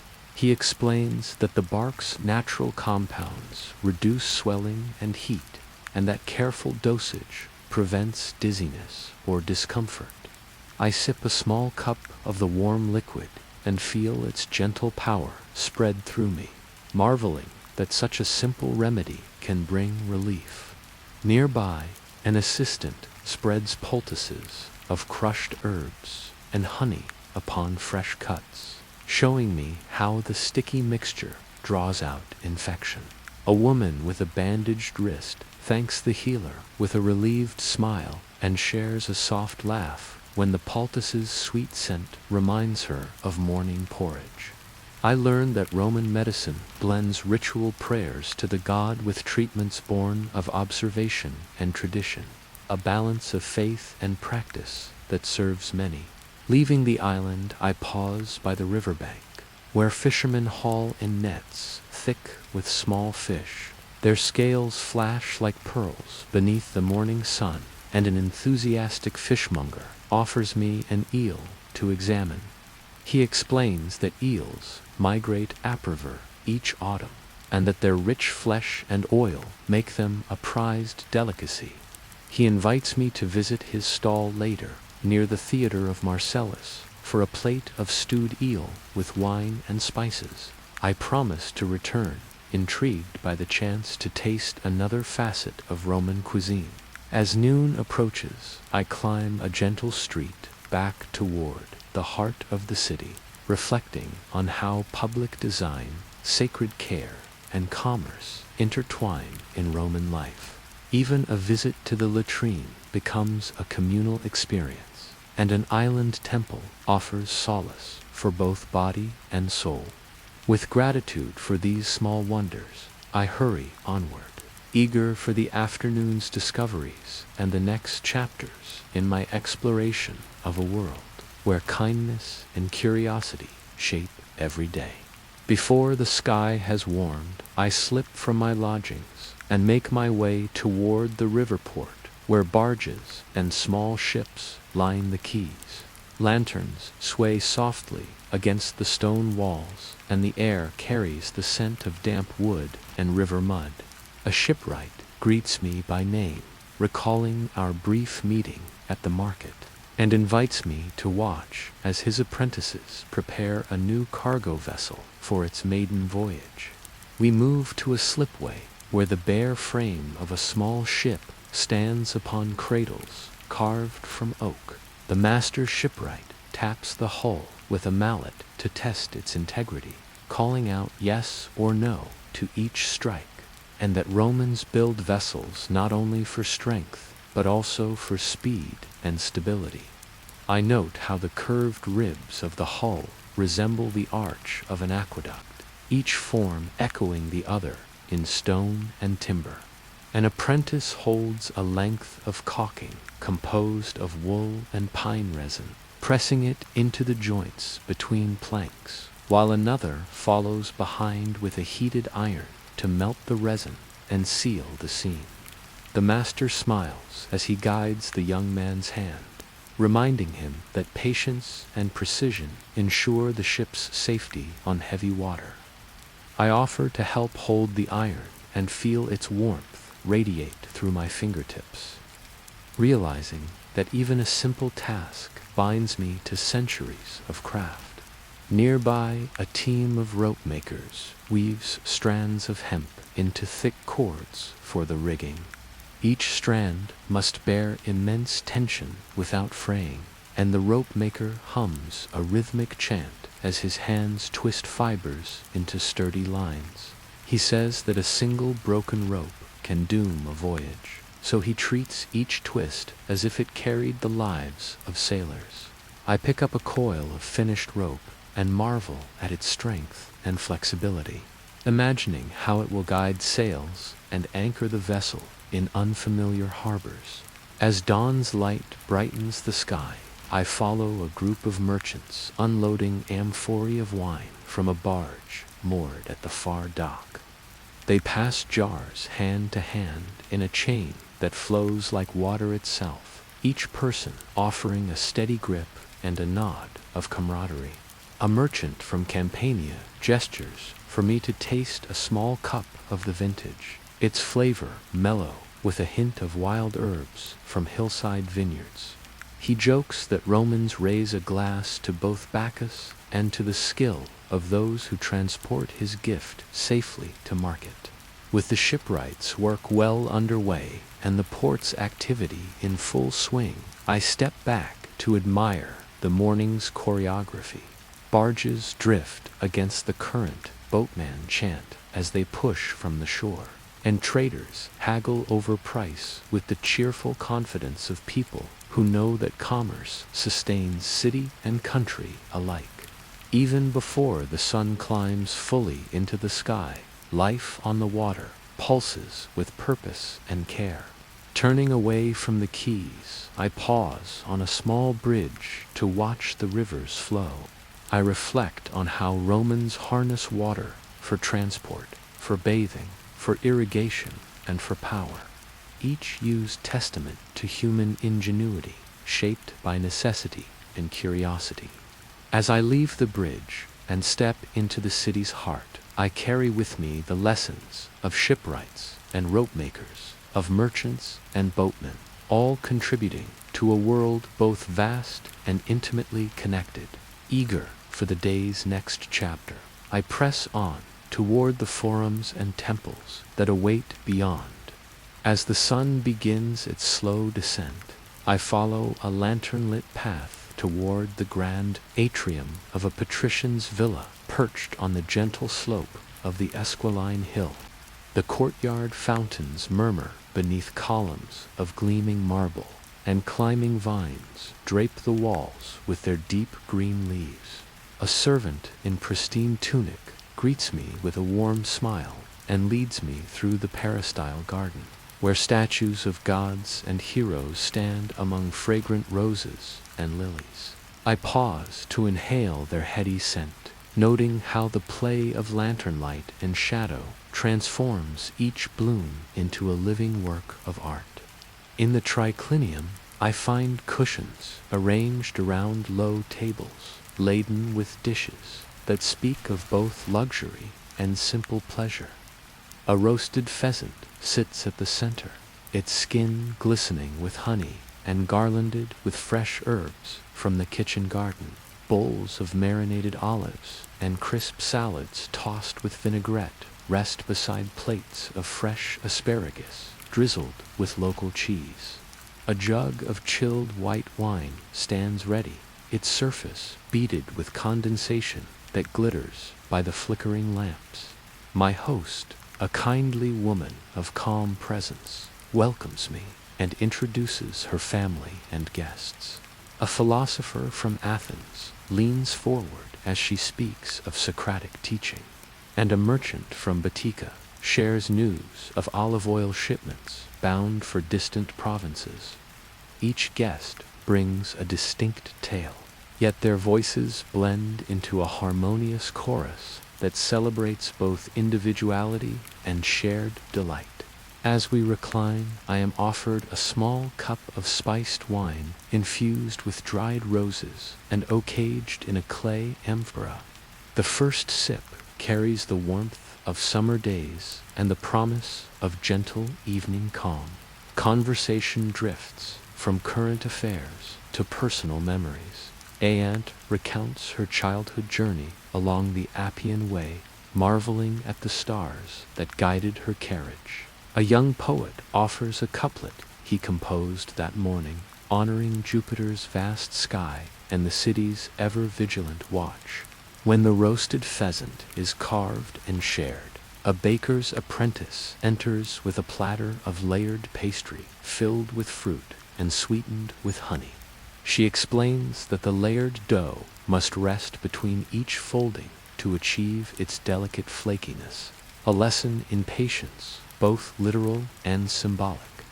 I marvel that even dessert embodies virtues valued in every aspect of Roman life: skill, care, and respect for natural rhythms.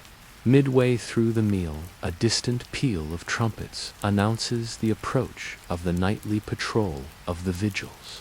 My host rises to toss a handful of incense upon a small brazier in the center of the table, its fragrant smoke rising as an homage to Vesta's eternal flame.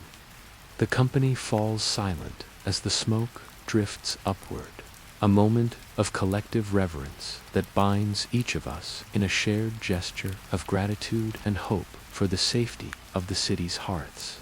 As darkness deepens, courtiers depart, and the remaining guests drift into quiet conversation. I wander into the peristyle garden, where a gentle breeze carries the distant sound of laughter from the street below. A servant appears with a small silver flask of chilled water, infused with slices of cucumber and sprigs of mint. I accept the refreshing gift and lean against a column, gazing at the pale moon that now crowns the evening sky. My final moments in the villa unfold beneath a canopy of foliage, where fireflies dance among the shadows and the scent of night-blooming jasmine lingers in the air. I reflect on how this single banquet, weaving food and music, wine and conversation, embodies the Roman art of living well together. With gratitude for my gracious hosts, I bid them good night and step back into the lantern-lit streets, my heart warmed by the knowledge that even as day fades into dusk, the spirit of Rome shines brightly through its people's generosity, curiosity, and shared delight in life's simple pleasures. As the first pale light of morning seeps through the narrow streets, I find myself drawn to the stables near the Subura district, where a gentle stir of activity already hums beneath a roof of tiled clay. A stable hand greets me with a nod and hands me a wooden bucket brimming with fresh water drawn from a nearby fountain. He points to a row of sturdy Nucharian horses, whose coats gleam like burnished bronze, even in the dim light. Each horse leisurely nuzzles its trough, breathing warm mist into the cool dawn air. I follow him past a stack of barley sacks and bundles of sweet oats to a small paddock where foals gambol and nuzzle their mothers. The stable hand explains that horse breeding here combines local stock with Arabian ancestors to produce mounts prized by both cavalry and wealthy citizens. He laughs softly when one young foal nudges him persistently, seeking an early morning scratch. And he teases that even noble beasts appreciate a gentle hand as much as any companion. With water buckets in hand, we move among the stalls, pouring clean water into each trough and offering handfuls of grain. The horses stamp in gratitude, their soft eyes reflecting trust born of daily care. I brush a bay mare's neck with a worn cloth, feeling the fine hairs yield beneath each gentle stroke. The stable hand explains that grooming not only cleans, but also strengthens the bond between human and animal, a relationship as vital here as any treaty or alliance in distant lands.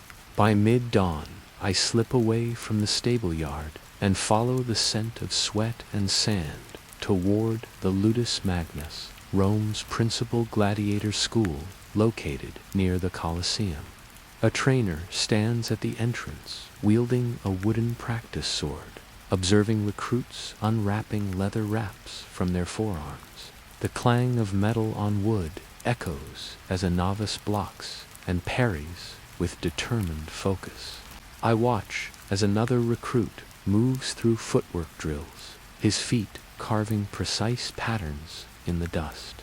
A veteran Retiarius, lean and quick, demonstrates the use of a trident and net. He casts the net with smooth precision, its mesh unfurling like a bird's wings before settling taut around a wooden post. He then follows with swift thrusts of the trident, each movement economical and practiced. He jokes that his style resembles a fisherman's dance more than war's brutality, yet his skill commands respect. I ask whether fear ever grips him in the arena, and he replies that fear proves a useful companion, sharpening reflexes and reminding him why training must never cease. Nearby, a murmillo, clad in heavy helmet and broad shield hefts a wooden buckler as he works through strength exercises with a weighted staff. He grins when I ask how he builds endurance and explains that every sunrise he carries sandbags up the slope behind the ludus, imagining the Colosseum's tiers filled with cheering crowds.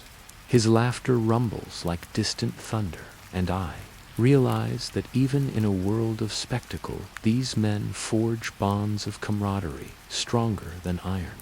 A surgeon's assistant approaches carrying a small box of bombs and bandages. He explains that minor wounds from practice swords are inevitable, and that cooling unguents made from crushed myrtle and honey aid both cleaning and soothing. He offers to treat a scrape on my hand incurred yesterday when helping the shipwright, and I watch as he gently washes the cut with boiled water and applies a thin layer of soothing paste. His steady hands and calm manner transform the moment into both lesson and reassurance that care often follows hardship. By the time the sun stands fully above the city's rooftops, training winds down and recruits file past me toward the baths for a morning of steam and scrubbing. I take my leave of the ludus with a respectful nod and carry the memory of disciplined bodies, sharp minds, and the calm after exertion. Life in Rome may present challenges, both grand and gritty, yet I marvel how each dawn brings fresh opportunity for learning, for service, and for simple acts of kindness that binds people and beasts alike into the rich tapestry of this remarkable city. By mid-afternoon, I wander toward the Folonica where cloth undergoes its final cleansing before citizens don their best attire. The narrow workshop opens onto a courtyard of shallow basins filled with fermented lye water, each tub supported by rough stone blocks. Fullers' feet, covered in leather sandals, tread methodically through the mixtures, kneading and lifting strips of woolen and linen cloth. A stout fuller explains that strain and sweat remove stubborn oils and ground dirt, while the alkaline water brightens fibers and readies them for dye or finish.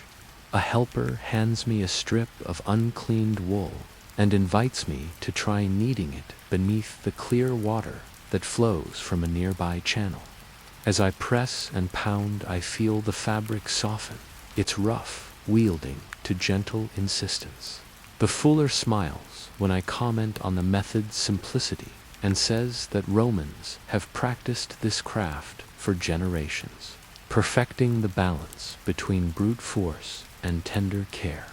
He scoops fresh water over the cloth to rinse away the lye, explaining that too little rinse leaves residue that irritates skin, while too much risks wasting precious water.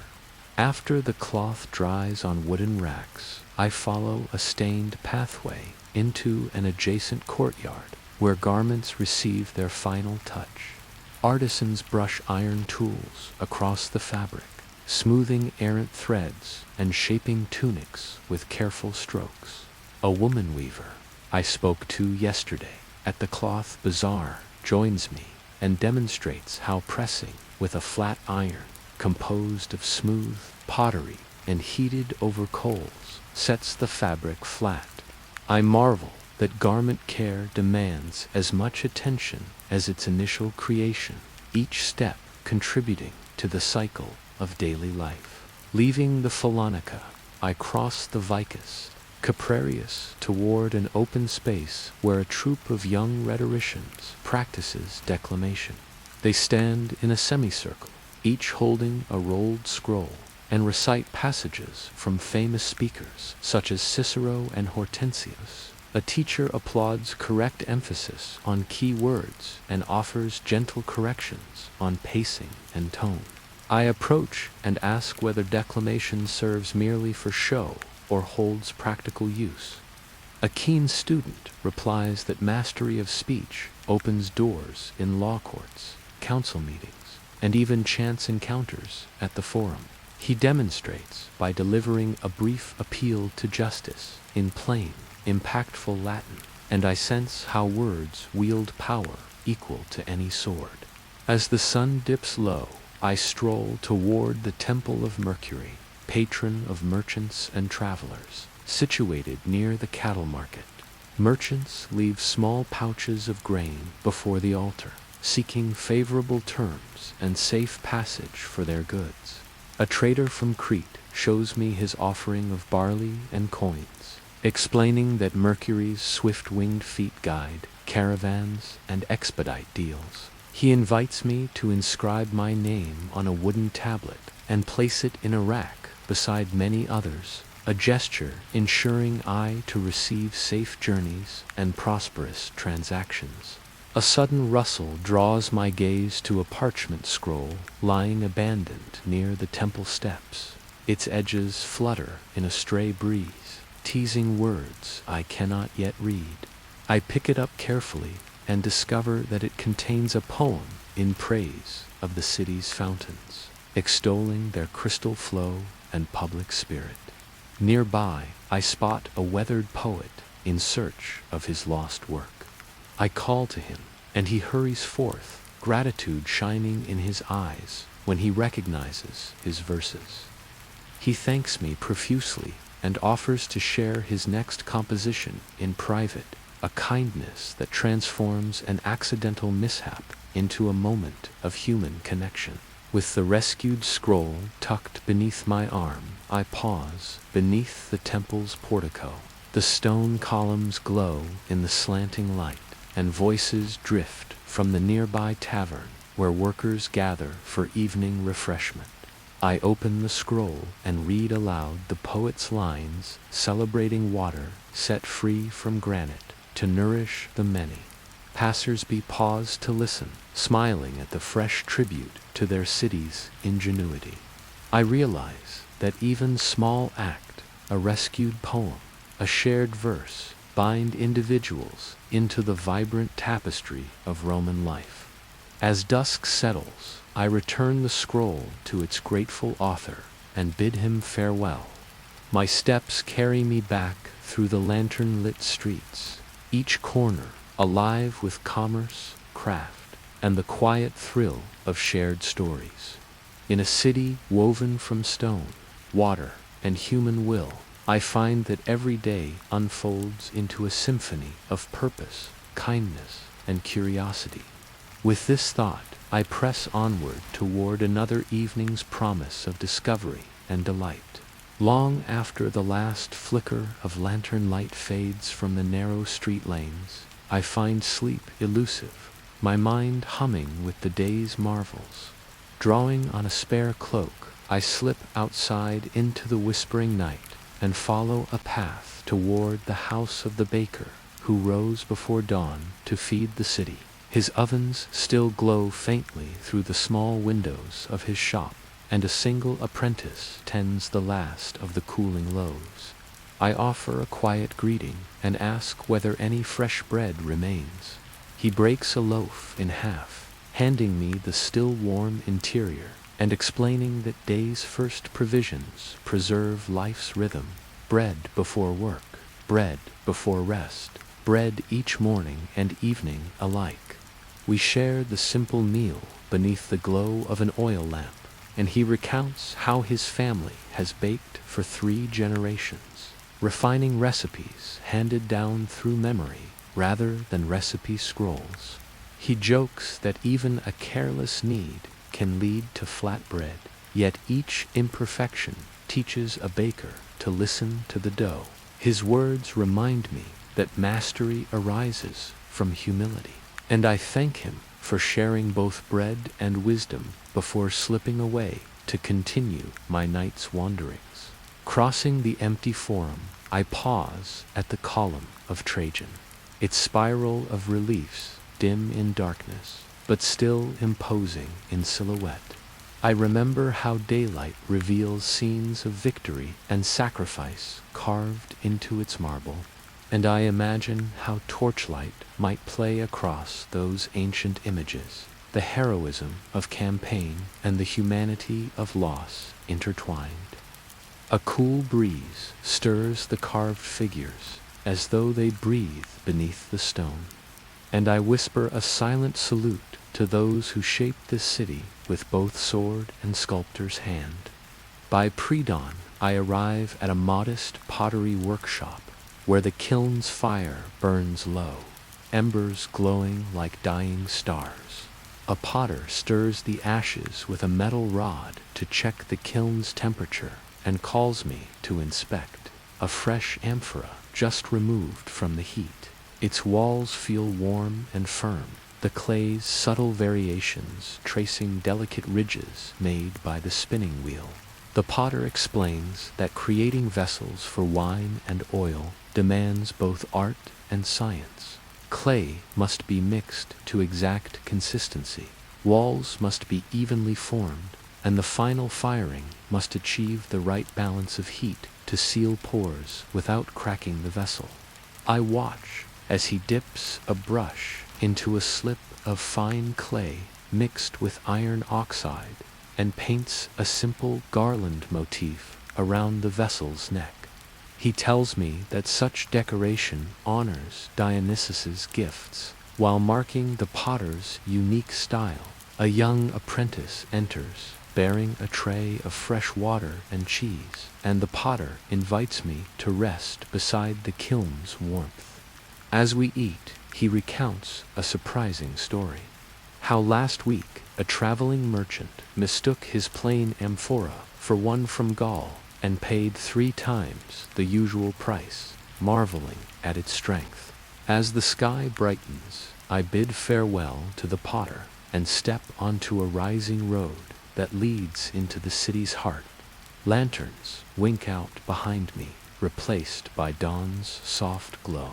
I carry with me the memory of hearth and kill, of bread baked and vessels shaped by careful hands.